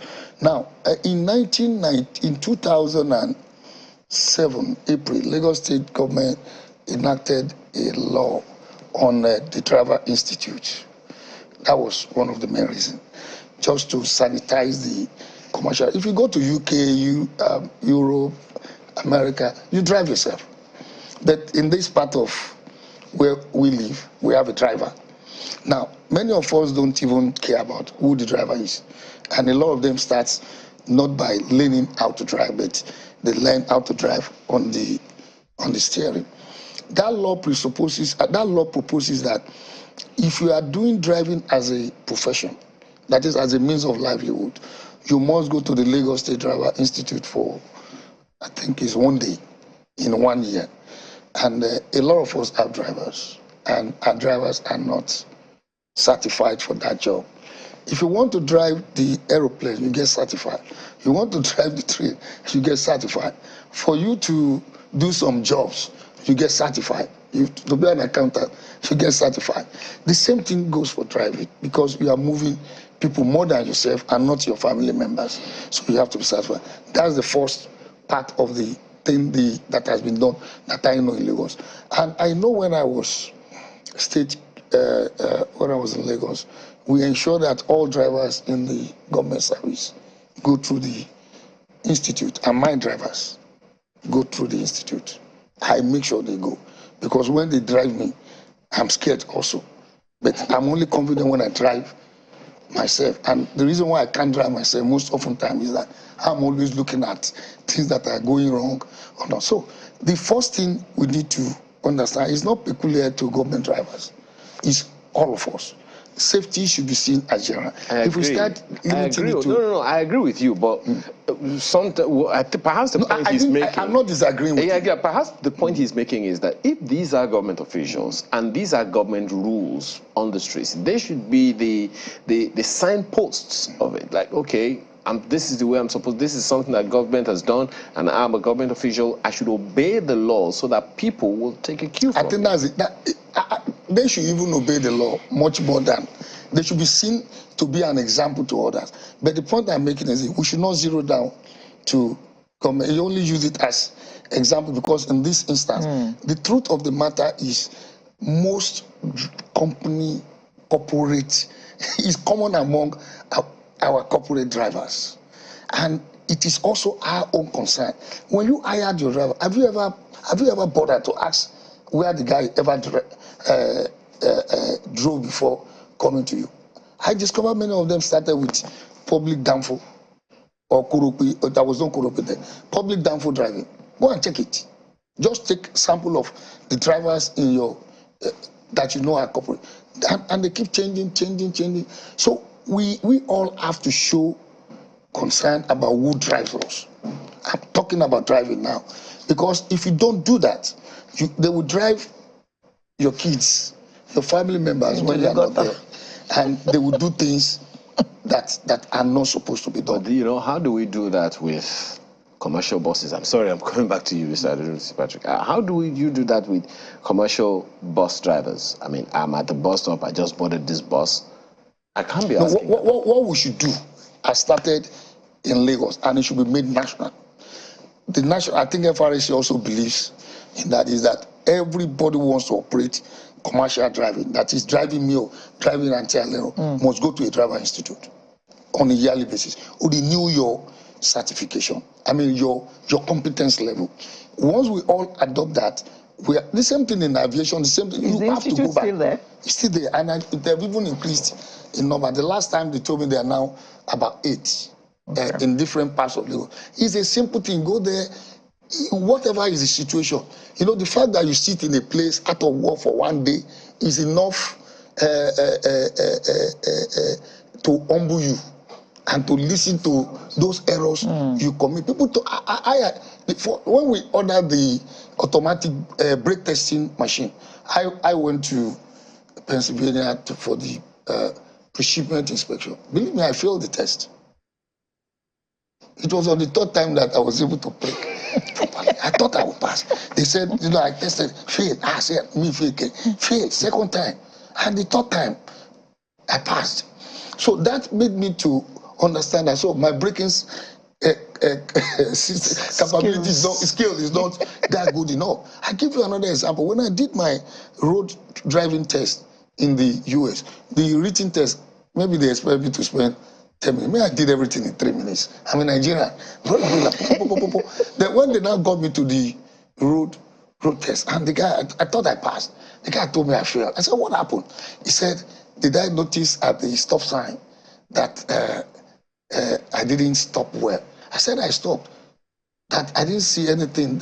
He said there was a dog passing by. I'm telling you my own particular story. And I know many Nigerians who have driven for many years. When they go for a road test in the US, they seldom fail the road test the first time, because we take so many things. But if you look at the written test we were examined on, those things were clearly stated. Okay. Well, so it is something that we have to, you know, this incident is a wake-up call for the Nigerian railway system. My apologies, for Doctor. the road system. We've been having these wake-up systems. I'm not sure how long. But we have never woken up. It'll take us to wake up, because we've heard about this railway tracks. I mean, whatever it is, the vehicles getting off the rail, you know, for some time. Trucks falling on their sides and all those things. I don't know how long it's going to take us to trucks wake up. And containers falling off trucks. Exactly. Now, Mr. Patrick, you of course, I'm sure you want to respond to a thing or two, but speak to the expertise that he spoke about for all levels of drivers. Personal drivers, I mean, you driving yourself, you having a personal driver, corporate drivers, government drivers, you name it. I don't even know how to put that question, because I'm not sure how many people who drive themselves today went to any driving school. And there are no minimum qualification standards for you to drive your own car. Yet we have these issues all over the place. Where do we go from there? Mr. Dennis, I remember in those days when you drove yourself and you had an accident, retort from people around, I go drive myself.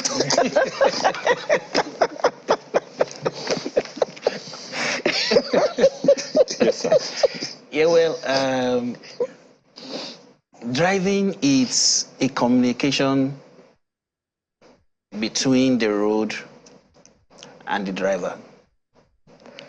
But what we have here beginning is the fact that we have drivers that the roads are not communicating to. So the driver then begins to do what they think is right. In the real sense, the driver ought to be told what he can do per time. That's a major standard normal rules in driving. That's on the roads. On the roads. The road should tell you what to do. The road speaks to you. There's a communication. Yes, it tells you what you can do and what you cannot do. But unfortunately, our roads are dumb. They don't talk. And so that then puts it that when you look at the Nigerian Highway Code, you see all of those road signs there. The ones that even read it, when they now get to the physical road itself, the signs are not there. So they are confused. So the starting point will be that every driver, whether you've driven for 20, 30, 40 years, or you are just about to start the art of driving, should have easy access to the Nigerian Highway Code. So we can, FRSC should be able to liaise with Channels TV,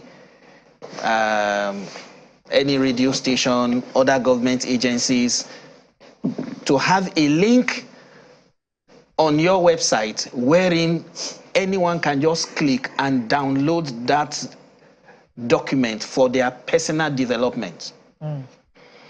Because we're at a crisis point. Mr. Adenusi, are you insinuating that all those commercial bus drivers on the road actually have read the highway code and know the meaning of the contents of that? Well, some of them have not, they have seen the highway code, but they have not read. But when they are tested, before they are given commercial bus drivers licenses, is the highway code not one of the things they are tested on? Ideally, it should. Okay, is it everything, all signs, they have the letter and they have the graphics. When you see a P and a line runs across, it means no parking. So, but to illiterate, yes, you will find some that says NOPARKING. Yes. So for the literate, that tells you no parking. For the illiterate who cannot read, the sign tells them this is what this sign means, and they understand it. So they can be taught through the graphics, and so they know. But that has to happen when they come into the, like the Lagos State Drivers Institute that Lagos State government set up while, I mean, some few years back. Starting from Oshodi. Yes. So, and I think they had 6 centers then. The initial stuff was that every driver in Lagos should go through. My driver attended. The Drivers Institute. I think at that time it was 2,000. Started as 500. No, it was 8,000 naira. The value is about 20,000 naira, but the state government said 1,000. Now, my suggestion to them then, including him who refused to agree, was that all drivers, including you and I, should go. Because 98% of people who drive on Nigerian road are not drivers. We just move the vehicles. For example, look, when you go outside Nigeria, the #1 reason why most people who relocate fail exam is they see the signs, they can't interpret them. So when you get to a stop sign, the sign is not saying anything other than stop. So you get there, you stop. Whether there's any car approaching or not, or in sight, you stop. You just get there and you stop. But we see the stop sign here. Did nobody stop? So many people actually think that the yellow sign is stop, run before run before it turns red. So you see, so we have that issue in our hands. So I've suggested that FRSC should make the highway code available to all. From here right now, if you go online, you can download all the highway codes of different states in the US. So why are we still selling ours? Put it out free. Let's give all motorists 6 months. That look, download this. We're in 6 months' time, and within the 6 month spaces, all state government begins to put signs on their road, put road markings, and so we have given the road a facelift. It can now communicate with the driver. Until we do that, all of us will be guessing. The crisis will continue, and it's increasing on a daily basis. Let me shock you. The national fatality figure that Nigeria submits to WHO is 5,045 people dying on our road annually. WHO's record of Nigeria, which they collate themselves through the various general hospitals and police, is 39,802 are killed on Nigerian roads annually. That's on the average, about 115 people are killed daily on our roads. Ouch. And we are still not concerned. Well, Dr. Pefa, I really don't envy you, because you really had to. I mean, you've been in the saddle, so you know the challenges firsthand. In fact, I'm almost certain that that's why you decided to take this as a personal course, you know, for the rest of your life, if I dare say. Now, these are the challenges we have on our hands. It might be a tough call to say everyone should go to driving school, but in the days of Zoom, maybe it's something that can be, you know, considered. As you said, it's just one day, right? No, it's actually some hours. It's not up to a day. I'm just saying. I mean, it's some hours. It's about one and a half hours. For you to do that, you have to take leave off work or something. For a whole day. But so, do you think really that is something that people should actually consider? Do you think it is something that you know should? I will answer that, but let me just inform you, for the purpose of national affairs, that the issue of level crossing has been reviewed in Nigeria since 2002, and all real developments since 2007, starting with the Abuja rail system and the Lagos Blue Line design, were designed not to have level crossing, because you don't want that human error part of it. And that is why in Lagos they've started the advert, whatever you call it, that people should be aware that the blue line is going to be electric. You can even see the design of the blue line is already segregated. Coming to the red line, there are 10, or it used to be 10 or 18, but it has been reduced to 10 level crossings on this Lagos Ijoko or the red line corridor. And I'm aware all the 10 have been identified to become grade, so that there will be no need for. You can see the one at where you call it Keja Long, is to prevent people from using the one just after it, so that if you're coming from the Keja Olo Road, you can just swing it. There's one going on in a Bute Meta Uyibo. There's one in the Yaba level crossing. The popular one is changing. This particular one too, I understand, has been awarded, and it's supposed to have gone grade. So that is the way, one of the two ways common now to go. It's not that the other ways are archaic if the systems are put in place, but that is the intention for the Lagos. And I know that the federal government is doing some. Now, coming on the training, which is another aspect, because you have the human error, you have technology, you have innovation, you have so many things you could do.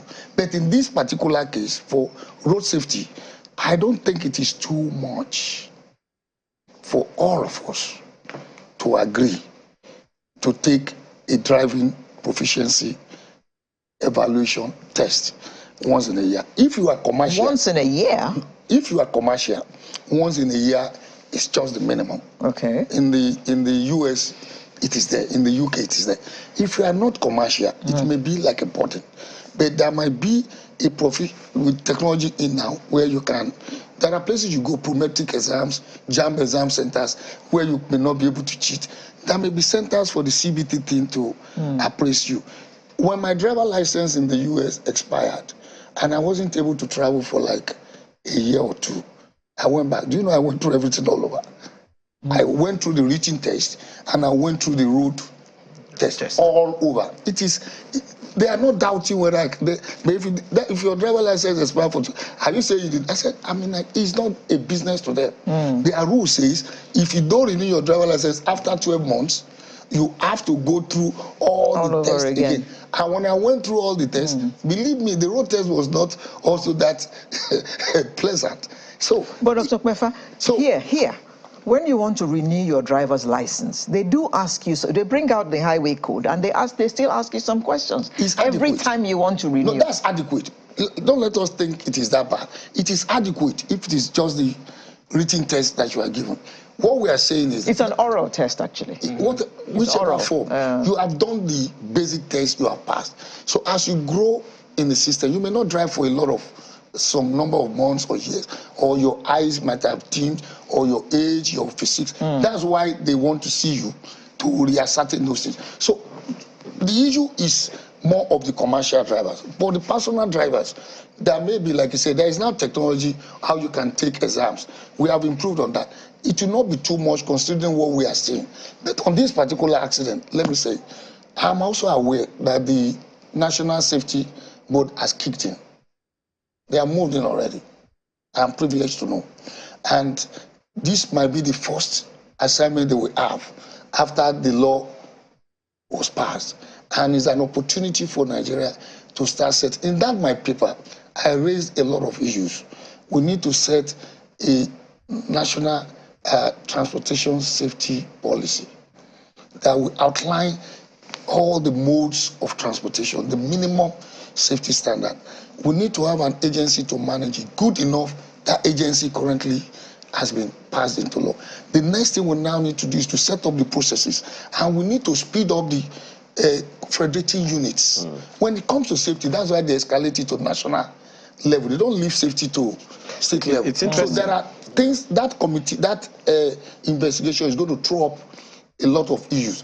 And on this railway, we need to look at the roads rail track safety audit in view of this particular situation, of all our situations. So whatever that safety board throws up, I think the national government and the state federating unit should take it very seriously. Because now Lagos is going to run rail, Abuja is running rail, Kaduna is thinking of running rail, Niger State is thinking of running rail, River State has started and they will soon complete. So these things will come up and it will start becoming a normal way of life. If you look at the statistics worldwide, either in UK or in US, level crossing alone constitute 25% of rail accidents. You know, when you talk about means, when you just mentioned level crossing, the first time you mentioned it, it reminded me of zebra crossings. And someone is sending a message now, so I'm going to ask you, Mr. Adenisi Patrick. Commercial drivers, this is Victor says, commercial drivers should face the greatest punishments for traffic offenses. He said, I stopped at a zebra crossing or at the red light, and the corporate driver behind will insult the living daylights out of me. Yeah, unfortunately, that's where we are, and it's as a result of the fact that the cost of breaking the law in Nigeria is very cheap. It's very cheap. You run red lights outside this country. It's not a joke. Well, you pay for it. It's to run a red light. If the camera should catch you, it's 20,000 naira in Lagos. That's the vehicle that the plate number is readable. Okay. just before we go, after that container fell off at Ojuelegba a few weeks ago, we discussed it on the program, and we had road safety boss in the studio, and unfortunately, somebody watched, or should I say fortunately, he watched it after the fact, so he could not call in during the program, and he has sent his own thoughts. Ogieva Emokbai says, containers are falling off trucks for the following reasons: disregard for the principles of load safety. The weight of the container is of the utmost importance, and that is why it is important to use the weigh bridges. And then choosing the appropriate vehicle for haulage sometimes is very necessary to use low bed trucks for heavy containers because they provide more stability for the load. Mr. Okwefa? It's correct until the last point. The low bed? Last point. It doesn't have to be a low bed. Okay. Those trucks that picks the containers are adequate. And that's the vehicle. You know, I mentioned about the safety policy regulations. Those are the vehicles. But they're not harnessed. No. They're just put on the trucks. Let me explain it. You know, if you are not fully deep into something, you don't really get it. I saw one yesterday under the bridge on my way to this accident. A trailer carrying container fell under the bridge of that last bridge, and everything fell. When you see a trailer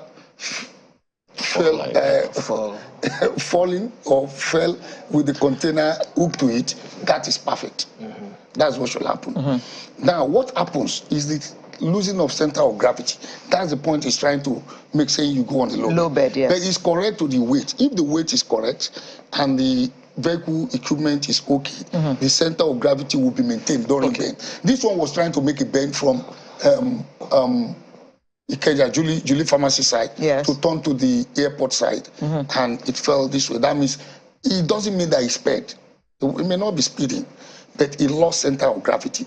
So there is a disconnect between the weight that is being carried and the capacity of the question you want to ask is whether or not the individual involved even understands, what did you call it now? Center of gravity?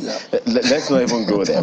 We understand that we're hoping to bring the Corps Marshal from the Road Safety Commission, Road Safety Corps to the studio next week. Hopefully we'll be able to. One of the things that I'd love for us to be able to take on with him is the road signs. Bring the road signs, show people. Or the lack of them on Lagos roads. No, let's even see them. Let's let the education and explain. On this particular road, I saw yellow the light. crossing What sign. does it mean? Because I saw road crossing sign and I saw a yield sign approaching from this yield that tells whoever is driving along that road that there's a real track ahead of you, and yield says yield for whoever is ahead. So the train has right of way. Yeah, the train has right of way. The sign in question. My question will be that, is it the right size? Because signs also have sizes. Here we go again. And does the Danfo driver know the meaning of yield? He knows. He does? Yes, they know. Okay. When they see the shape. They know. When they see the shape. That's why it's graphics. Is it beyond you reading yield, there's a red line there. They know. So the graphics has told them what they can do and what they can't do. Okay. Well, this road safety matter, we will try to reduce the numbers from 30, what did you call it? 39,000. 39,000. To the barest minimum. Keep it as low as possible if it is possible to eradicate. We have to thank you, gentlemen, for being a part of our conversation this morning. Patrick Adonisi is a road safety expert. Thank you so much for your time this morning, as well as Dr. Kaudi Okwefa, Executive Director, Center for Sustainable Mobility and Access Development. We appreciate your time and your expertise this morning. Thank you. So, that's concerning moving your vehicle. How about moving your body? That's up when we return from this break.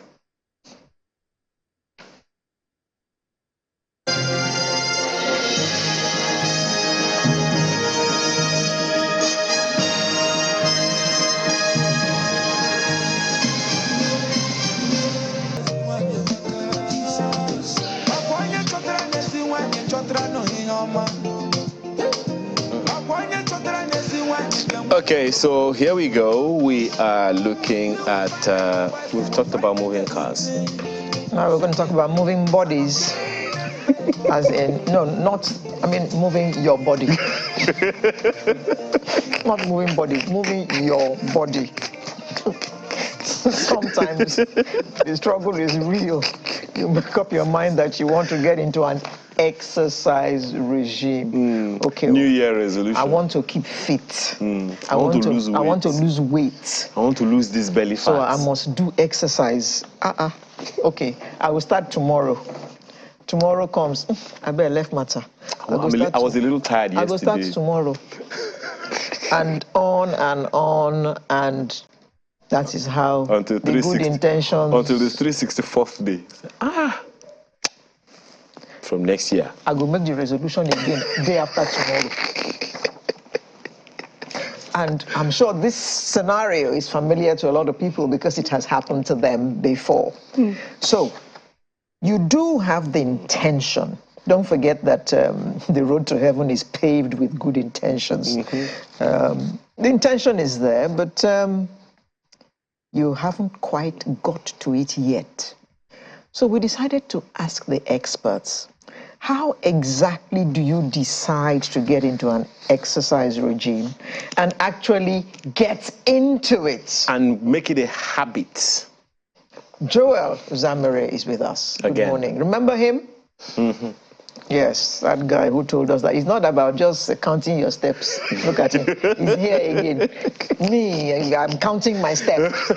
He says, no, cardio has to be there. You have to sweat. Your heart has to know that you're doing the exercise. Yes.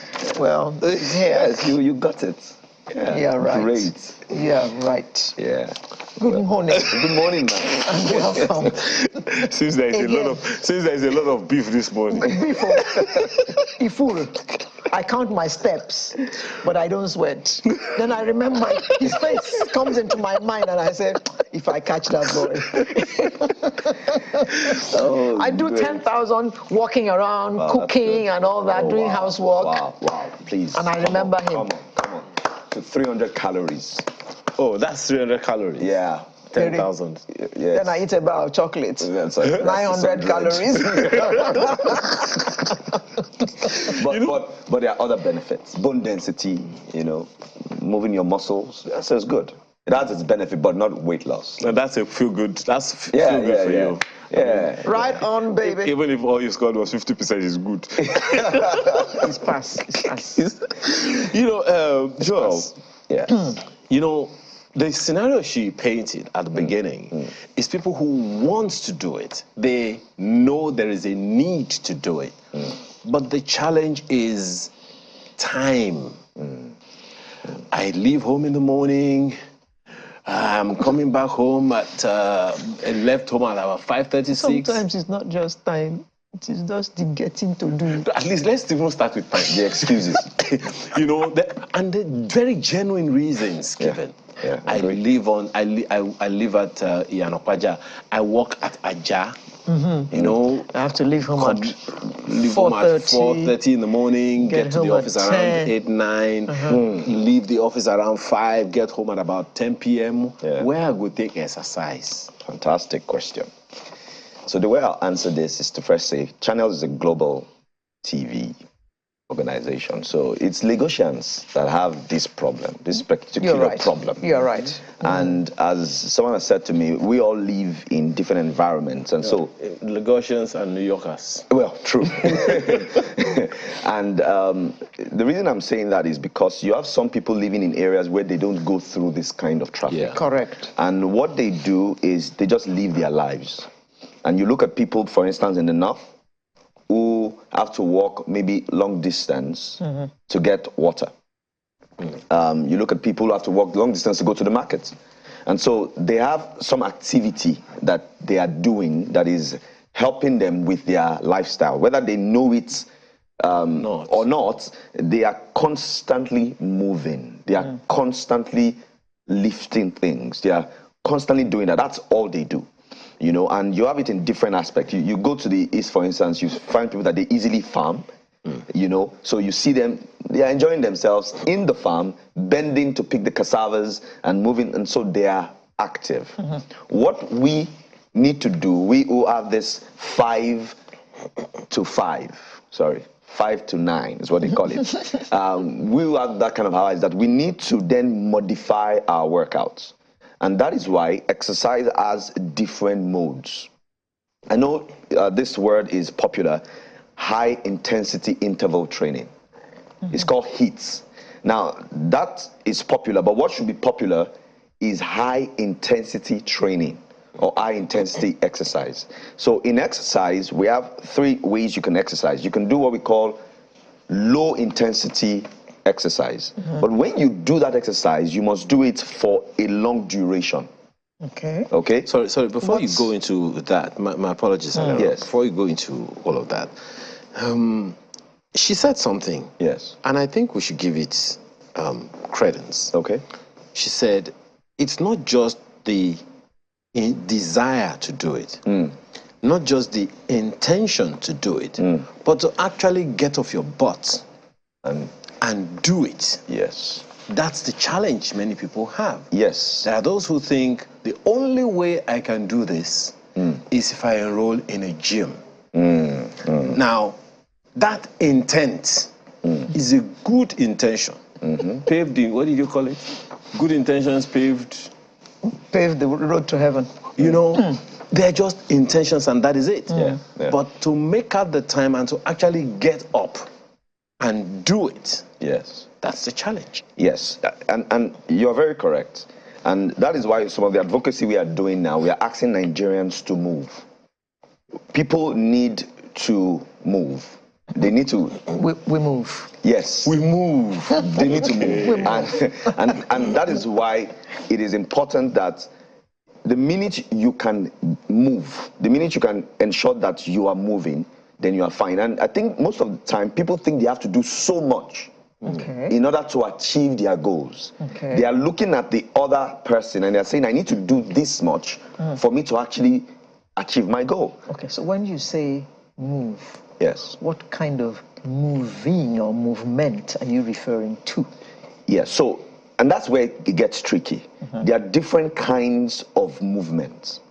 And so for you to know what movement and how you ought to move, you need to be assessed by a professional. You need someone to assess you and say, okay, this is how you should move. But this is the kind of exercise This is the kind of exercise you should do. Okay. You worked in a bank, you don't have time. This is the kind of exercise you should do based on your assessment, based on your physical structure, based on your lifestyle, based on your health history, based on whatever conditions that you have. This is how you need to move. Now, what happens most times is that we are looking at somebody to move. And in between, we are frustrated because that is not who we are. And so we get frustrated and then we lose interest. Okay. Take the example of somebody who has been an athlete all their life. Fantastic. They've always exercised. Yes. But they think that because they're getting old now, they're aging, that they don't move like they used to. Yes. What kind of moving should they be doing? Thank you for that question. Now, first of all, we keep advocating to the gyms. I'm going to get to you that they must have programs like this where they have modified exercises for people that are older. Okay? Now, having said that, still, even though you've given me a demography of people, there are still peculiarities to who you are that will determine what workout you should do. Okay. But let me just speak off the call. No, she doesn't want to work out. She only wants to just do exercise to keep fit. That's all. Yes, so it's semantics. Workout. No, she doesn't want to go to the gym. No, no, it's fine. So see, this is not even as we are organizing a free workout for people that we're calling We Move. The idea behind that is so that people can know that they can move, whether in the gym or outside the gym. Getting fit, you necessarily don't need to be inside the gym, but you need a fitness expert to tell you how to move. Because what will happen is that you will lose interest. Let me give you a classical example of what I'm saying. Now, let's assume we want to achieve 1,000 calories. We want to burn 1,000 calories. Ah, that's a lot. Yeah, let me just an example. Just as an example. Okay, let's do 500 calories. Okay. Is that fine? So let's say you want to do 500 calories. And you can achieve it in 3 ways. The first way you can achieve it is what I was explaining. Long duration. Okay. So you never walk and just walk as though, you're not going somewhere. I'm strolling. Yes. So anytime you walk purposefully. Purposeful walk. Yes, walk purposefully. Back straight, shoulders up, and walk. And when you do that, for instance, we are religious people. Some of us take prayer walks. Some of us just take some time to walk around. Even in your environment here, if you stand up from time to time, if this program was more than 1 hour, in between the program, I would have insisted that we got up. Okay? So if you do that and you do long duration but low intensity, you can achieve over 500 calories based on your metabolic rate. So if both of you do the same exercise, if 3 of us do the same exercise, 3 of us, if we do the same exercise, the outcomes will be different. Exactly. We won't lose the same calories, okay, because we all have different at the same rate. Metabolism. But having said that, that is one way you can achieve it. But guess what? You need time. Which you don't have. Which we don't have. Okay. It's those in maybe living even in the rural areas, they don't have time anymore, so don't even go there. Okay, so you need time. Now the next one is mid-intensity. You see that anytime the time changes, the intensity is changing. And that is very important for your body. Because if you don't work out this way, the next day you won't have any motivation to get up. because you will have done too much. And there's actually something called overtraining. Oh, really? Yes. Too much is not enough or good. Neither is too low enough or good. I'll use another example later on. But that is why the mid-intensity, mid-duration is important. That's about 30 to 40 minutes of you now. Now, if we're talking about walking, what will you be doing now? There'll be some light jogging. You see that we have changed the same environment, the same people, but we have changed the workout because we have reduced the time. Well, someone proposed to me, Joel. Yeah. And that is, it says a 15-minute exercise that will give you the value of 1 hour training. Yeah, I was going to get there. So that's the third one, which is what I was highlighting. That's the high intensity training. So we say high intensity interval training. The reason why we say interval is because in between each exercise is rest period. Okay. So when you hear heat exercise or heat workout, it just means high intensity interval training. So meaning that because it is high intensity, there ought to be rest periods in between each workout because of how the energy system of the body works. So that's like how many minutes? So it depends. So I'll recommend that you do 20 minutes and not 15 minutes. Now, guess what? If you have 15 minutes, that's fine. And then, we think that if we do exercises only in the morning, that's when it works. We think that, if I put all my exercises need to be together. Actually, you can pace out your exercises in a day. Oh, really? Yes, you can. You can do 10 minutes in the morning of a particular part, maybe your upper body. When you get to work, you do lower body. When you get, and that will be endurance. When you get after home, work, you can say, I'm going to work around my estate. You want to give us some demonstration of things that people can get up and do now? The reason why I even want to do this is especially because of those in the office. So what I want to do is just show basic, we call them compound exercises. There are some exercises that work particular muscles. But what you want to do, especially for those who don't have time, is to ensure that they are doing compound exercises. That way, you're working multiple muscles at the same time to achieve the required results. So it's something that they can do in their 1 hour breaks at the office. Fantastic, exactly. That's really it. So when people say they don't have time, I say, do you have lunch? Yeah. lunch is for me to eat, man. I know, but okay, I want to quickly show us because I think we're running out of time. Okay, let me show you that. So now, one of the things I'm going to explain, which is very important, is form. Now, most people, when they do this exercise, they tend... I think you need you need space. I can still be here. Yes. No, he can be there. He can be there. Okay, because the camera I'm will look for him. going to also use this. So one thing they usually will do, which is the first thing I want to explain, that they tend to tuck in their abs. And you see people, most of the time when we're training people, we have to tell them, breathe, breathe. The reason why I'm mentioning this is because it impairs development in your training. So just say, ha. Ha, ha, ha, ha. You feel that your stomach did not go in. It came out a bit, but it was stiff. Yeah. That is the feeling you want to have when you are doing any of these exercises. Don't hold in your stomach. Be in that ha position where you are holding in your core. Because this is a corset, it's a natural corset.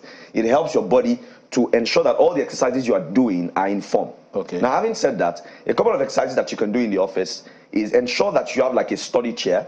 So I'll advise that don't use the chairs that roll around. Use the one that maybe you give to those who come and visit you, because when you do that, it's a safety hazard. Okay. If it moves forward, then you will trip. Yeah. So you can start by an inclined push-up, for instance. Okay. Why is inclined push-up good? It is not difficult to do. Okay? But what you want to watch is ensure that your hands are underneath your shoulders. Okay. Because the prime mover for this exercise, for instance, now this is a bit elevated. Okay. If you can come to a level like this, that would be good. But for demonstration purposes, I'll just use it. Okay? Your hands should be underneath your shoulders, and then just press down and up. Your shoes are the same shoes.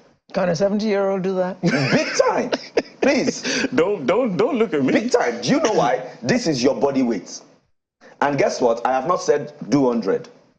Oh, how many? Well, I'm coming to that. 5. So there are 2 ways to do this. Now, let me say this. In every workout, there are 2 ways you can do it. You can do it by numbers, which is the repetition, how many times you are doing, or you can do it with time. Okay. I always will advocate for time. The reason is, if you say you're going to do this in 30 seconds, the number of exercises you can do in that 30 seconds is fine. So for instance, if you start and it's 30 seconds and you go 1, 2, and you're tired, if it's not 30 seconds yet, you can actually rest and go back to the workout and continue. Now, when you do that daily, you will actually end up developing yourself, because you will see that today I did 15, and then the next day you are 20. doing 17, and then you are growing. Now, there are many exercises like this, but this is just an example. You can do this also, what we call dips. This is still a chair, and you're just going down and up, down and up. And what have I done? The two examples I just showed you now are compound exercises. You have worked your chest, your shoulders, and your back. Oh. Rhomboids, deltoids, pectoralis. That's what we worked the first time. And then in doing it this way, I've targeted the last muscle that maybe I didn't target, which was the tricep. Okay, so that's fixing all the upper body. Oh, really? Now, if you do this constantly which is why we still need to do an endurance assessment to know how many you can do and where you are. But having said so, if you do this regularly, you will keep your muscles active. Okay, you will keep your joints healthy, which is what you really want to achieve daily. The fitness is not weight loss. Fitness is health, is lifestyle, is being fit enough to do your job. That's really what fitness is. How about the legs? Yeah, fantastic. So we can do the same thing. Same chair, same space in your office. You see, we've not gone anywhere. You put the same length there. You can do modified mountain climbers, because mountain climbers usually will be on the floor, but you can easily raise your feet up here. 1, 2, 3, 4, 5. Now, of course, this is very compound, isn't it? Your core is engaged. Your bum or glutes are engaged. Your legs is active. And the joints. The joints are busy. They've been busy since we started. Okay? So you technically don't work your joints. Your joints enable mobility. They help you to do the workout. That is why before you do any workout, like I've showed you this too now, but before you do it, you want to just warm up first. Because it is when you warm up that you prepare your muscles, your heart, and your joints for any kind of exercise. Show us this warm-up thing. So warm-up is simple. So some warm-up can be, you get up, you know you're going to do that workout, but you take a walk downstairs, or to maybe a 5 minutes walk to and fro. And when you're doing that, you are moving this. Now, anytime you're walking, you will move your knee joints, but you might not move your elbow joint. So you just want to do this. Or you can be in that same position and just walk in one position. So you want to do this for about 5 minutes, because it's not high intensity. If it was a bit high or mid intensity, maybe 2 to 3 minutes would be fine, which is what you see some people do, where they say maybe jog on the spot. But you don't want to take your heart rate so high so quickly. Because you're at work. Yes, because you're at work. So just move to in one position and stay there. Now, if you do that, after which you've done that, naturally the body secretes what we call synovial fluids to all the joints in your body, which enables movement. Okay? So when you're done with that, you just do what we call preparatory stretches, and they are dynamic in nature. Don't stay in one position when you want to start a workout. You do dynamic stretches, okay? When you're done with that, you then move to the workout. Okay. When you're done with the workout, you then stretch and stay in one position. That we call static stretches. And then you're good. Now, see what we've done. We've worked out for 15 minutes in our office, and we can do this every day. Accumulatively, you might do better than someone that struggles goes to the gym twice a week. Okay, we're running out of time now. In fact, we have run out of time. We have to thank you. But would you recommend for any organization to have spaces like that in the organization? Most definitely. There are a couple of organizations that are working with the Institute, especially as we advocate the We Move campaign. A couple of things that people are doing now is that in the work environment, first of all, they are using tables that are adjustable, that can go up and come down. Number two, they are having areas where we call team bonding areas in the office. Okay. They are like steps. You can climb up and do a couple of activities. Okay. And then some who are very serious actually have gyms and qualified fitness trainers in those gyms that do workout plans for them and stuff like that. But it is important that so this is what we are all catching on, and we are serious about our fitness. The minute you're serious about it, you will find someone to help you do it, and you'll be able to achieve your goal. You know, somebody will be wondering, why you're not sweating? He is in an air-conditioned environment. Like he is in the gym. Joel Uzamere, thank you very much for coming. Thank you for telling us what to do to keep ourselves fit and healthy. Yes. Thank you. Thank you very much. Sunrise will be right back with the home stretch in just a moment. Having stayed this long, you might as well just stay on till the end.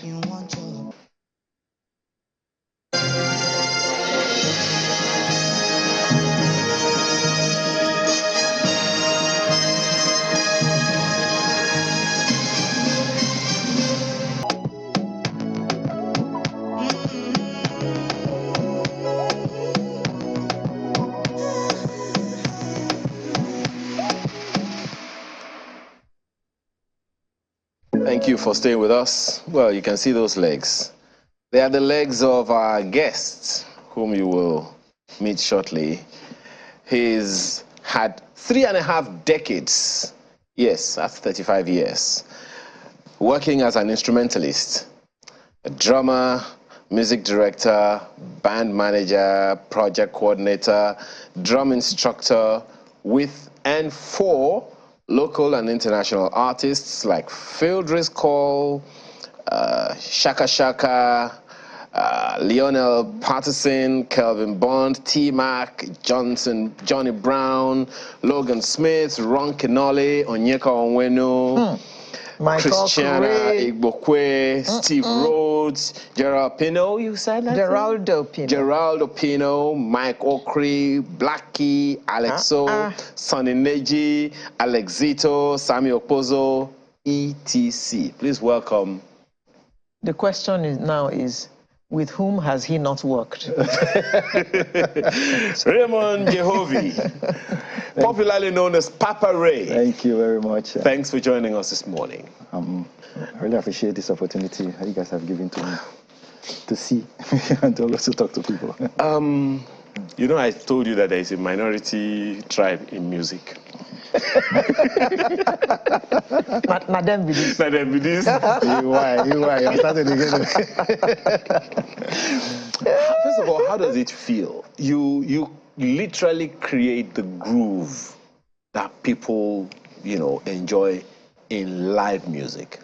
How does it feel to achieve that and to not look for recognition? Wow. That's a Christian question. It wasn't easy anyway. From where I came from, my background was really rough, I started from the church, you understand? Precisely Church of God Mission, Archbishop of the Hausa. Whoa. These are, yes, these are fathers when it comes to Pentecostal movement in Nigeria. So I started from there, and it got to the point where he was international. So anytime he travels, he comes back, and it did not that he didn't like Nigerian music, you understand? But because he was international, he would always bring the cassette. At that time, there was nothing like a CD. He would always bring the cassette and the cartridges. We will watch overnight. You must produce this song as it is. Wow. On Sunday morning. And this is the man who, we have already rehearsed one, our own local one. He just came and said, no, it's not acceptable. He will give you the one that he brought for wherever, maybe Australia, America, UK, or wherever. He will bring them and say, this is what I want the next day, with the chicken, the rice, and everything flowing with it, because you know that this is work. He will give you, and the guy will make you work. So with that, but make you happy while you're doing the work. He will make you happy while doing the work, because the medals are there, you understand, for you to flow. So the thing is flowing, you understand. The guy really encouraged us, and he didn't fall below zero. The guy will not accept it when you fall below zero.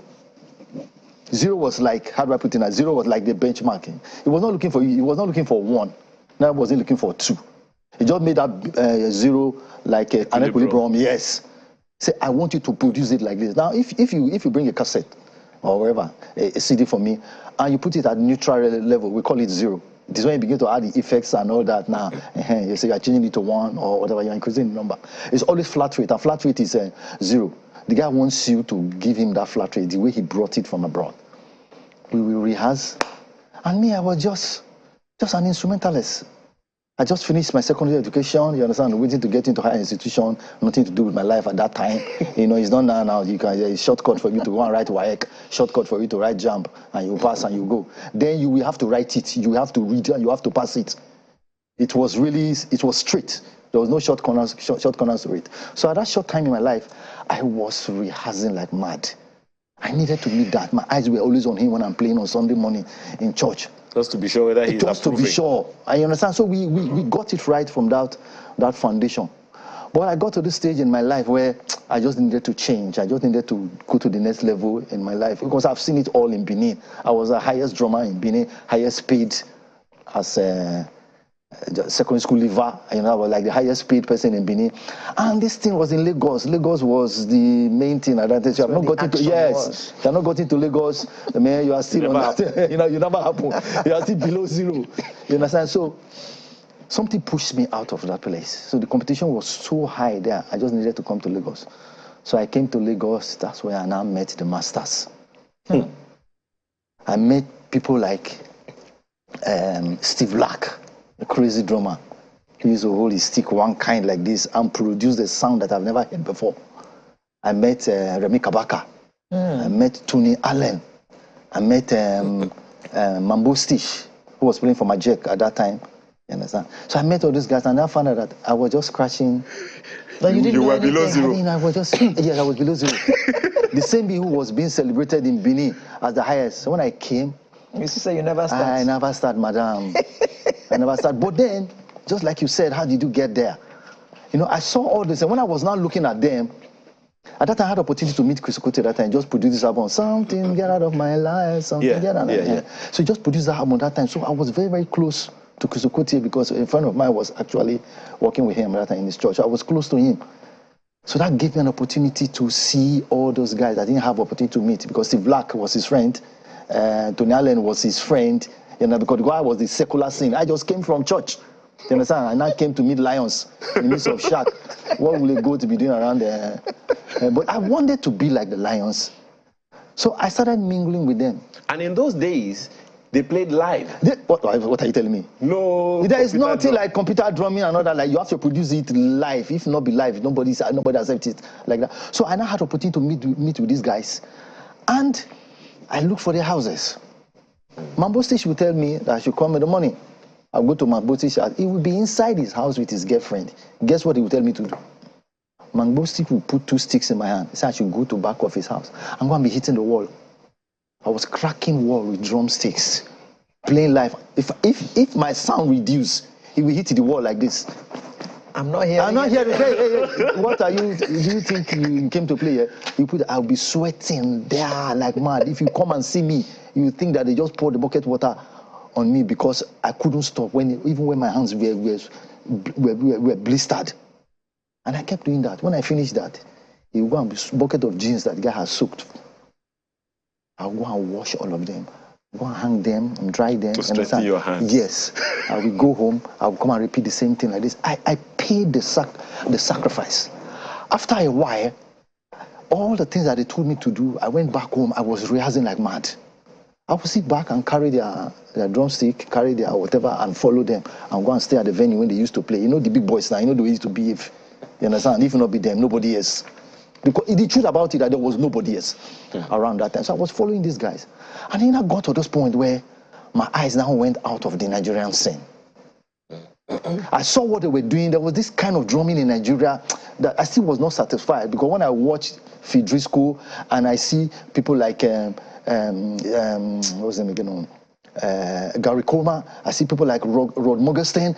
I was hearing this drumming from outside and what we were doing here. Oh boy, not like this now.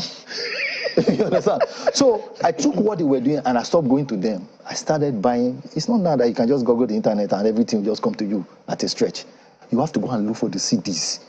I went to the market and started looking for all these cartridges and videos at that time. I didn't go to anybody again. I was just watching this thing because I wanted to bring something new to the table. I was just watching and I will just simulate, as English we call it, simulate what I see and just try to do it like that because there was no music book for me to start reading and start playing. Wow. So I just took it like that and I started playing and I introduced the double pedal for bass drum that nobody was playing at that time because I saw the white man doing it. You understand? I went to go and do the local one, you understand? And I added it to my, after I had the opportunity when Shegon bought drums that had double bass drum. So I was already preparing for it when the thing wasn't there. So when I brought this thing new to the table, by the grace of God, I respect this master soul because they had something that nobody had. But God gave me the grace that I now changed the whole drumming system. And I brought the new drumming, that thing that we were seeing outside. Now let the white man fit drum. You know, so I started behaving like that. When I came out, I didn't want to look like the Nigerian people, and I grew heavy jerry chorus, long that even with them. So I did so I wanted to be like them. My dressing changed. When you see me, the Nigerian musician that saw me, that I never thought that this man was a Nigerian guy. And I didn't even rapport with them. Because I wanted to actually behave like this guy. If I don't begin to talk like the Nigerian with you, they behave like that with you. You not look at that drumming. You not command that thing. I was bringing something new to the table. I was very fresh that nobody had. So I brought it like that, and I started dressing like them. You understand? I will wear all my trousers, wear the 3 choke 1, choke 2 necklaces on my neck with all the band, with my hair, this thing on my with that, with the perfume and all that. You understand? My life was just filled with beauty at that time. And this man could drum. So I brought the contemporary drumming to that system, and I was the only person who had it. This same Steve Black, whom I was going to his house, wonderful guy. When we started all the Rothman store, because I was backing all the artists at that time. Wow. There was no phone call. I would sit down in my house, like they would send somebody to come and meet me where I am. This is our day too. We are in Jos and so date and so date. We are in Kaduna. We are this. So I was on Rothman store. I was on Benson and Henry store. I was Coca-Cola store. I was on was this one again. So it was like that. The guy was hot. But I was really hot. I was really hot. So with that, you know, when you get to that apex, you now look down. I mean, nobody me go chop alone. All the boys just started following me. That Nigerian drumming just died. So there was no space for them again, because I brought this new on the table. And there was a boys around me at that time who wanted to, maybe we want it like this. This is how drumming should sound. So all of them just flock around me. And by the grace of God, I suffered to get it. I can boast before man and before God, who is with us right now, that I never collected one dime. Because it was joy for me to give it to the people. I was rehearsing like mad. It's not that you set time for yourself, the way I rehearse though.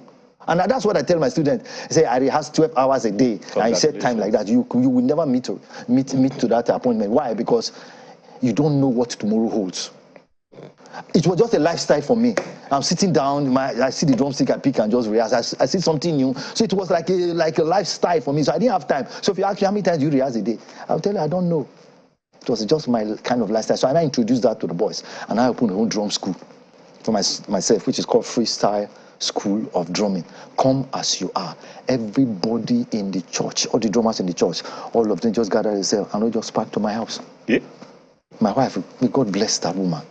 I married the woman that understood my ministry. Because like 35 people in one small apartment every Thursday and every Tuesday. This woman will come back from work and go and sit in her friend's house. The same compound, we go and sit in her friend's house and wait from 2 o'clock till like 6 o'clock in the evening when I finish with these boys who were not giving me anything. I was just pouring out myself like that before I knew what was happening. In different churches, different artists, they were my boys that just filled everywhere. That's how they started living. Anyway, you know, they're all over the world. We could go on and on. Trained drummers. I trained drummers. The ones you see in the scene, I said I trained them, or I trained somebody who trained them, or that one trained the other one that did not train the other one. So like you that. are now her grandfather. They see when they call me Papari, I didn't give myself that name, Papari, Edare, Fadare, Grandfadare. You understand? It was because of... You played with all these local and international artists. Yeah, man. Big names. I'm just wondering, first of all, how did you connect with each one of them? Or is there a central pole that say, okay, just once that's the guy to go to? There is nothing like central pole. When Kenneth Reconolly came to Nigeria, he brought they will bring the songs. Who can play this thing now? Where I am sitting, they will come and call me. Okay. Okay, don't worry about it. We know one person that will meet up with this thing. And sometimes when they come, it's just like 3 days to the crusade or 3 days to the show. Who can meet up this thing? I've already trained myself for that. So they'll just bring the cassette or whatever, the CD, they come and give me. And they expect me to vomit it at the rehearsal. They get the result more than what they expect. Because after I finish the album, I will bring Ray into the album. You understand? So they are saying something new. That is why every artist that I've played in the past, if I finally leave that place and somebody else come and play it, their seat is never satisfied. They will still come and call me. I'm not there again. I'll go to rehearsal, go and guide the guy. And the only thing I will just tell the guy, look, I played Ray in the album. So if you are playing that album and you are looking for Ray in that album, you will not see Ray in that album. Play exactly what's in the album and introduce yourself. And I'll go and educate the artist. I'm not there again. So the way I react and the way I react to spontaneously to things, not the way this man. Look at my face and this man. Are we the same? We are not the same, so you don't expect us to produce the same result. Is the guy playing the album? He's playing the album, he's not playing like you. I say, fine, cannot play it. Let me like, challenge you with this because we are running out of time. I don't know, you're just enjoying this too. Yes. Anyway, Yes. so music has moved from what we will call analog to what we have now. Digital. How do you feel about that? The world has moved. In those days, when you want to call America, you go to CMS, where you can pay phone, pay phone, and you will wait for it to get to your turn before you call. When you want to write a letter, after like 3 months before the letter will get to where it is going, that is when it was still analog. Because the flight will have to carry it from here. You understand? They'll gather it to not only your own, until when the box is full, before the flight will move. Before will not get to America, go and look for wherever. Before the person will not reply you. It takes like, if somebody is sick in the house and you're doing that, only for you to pass the message to the person, we have already buried the person. so life has moved. It's the same thing. In the same thing, everything you're looking for right now is on the internet. You just sent the address to me, so and so place. I was calling you to just tell you that I was in Bega, you understand? Okay, OPIC, I'm going to drive from OPIC. That's what I wanted to find out. Not that I didn't know. That's what the age has told us, you understand? So, likewise, the same it is. Every part of life, everything has... Some people treat musicians. Who are the ones, anyway, that are like the bedrock of whatever music that they have that become famous? It's a shame they still do not recognize the role of music in the universe. In the presence of the Almighty God. I think everyone appreciates in the presence of the Almighty God. That's why he told us, if you stop to praise me, I will raise up stones to praise me. Because that's what makes him God. A king is not king if there's nobody telling him, Oba, talk, he's there. You are king to yourself. Now that is the role, that's the role musicians play. They want to advertise Maggi Cube. You hear them play music. The Coca-Cola, Coke.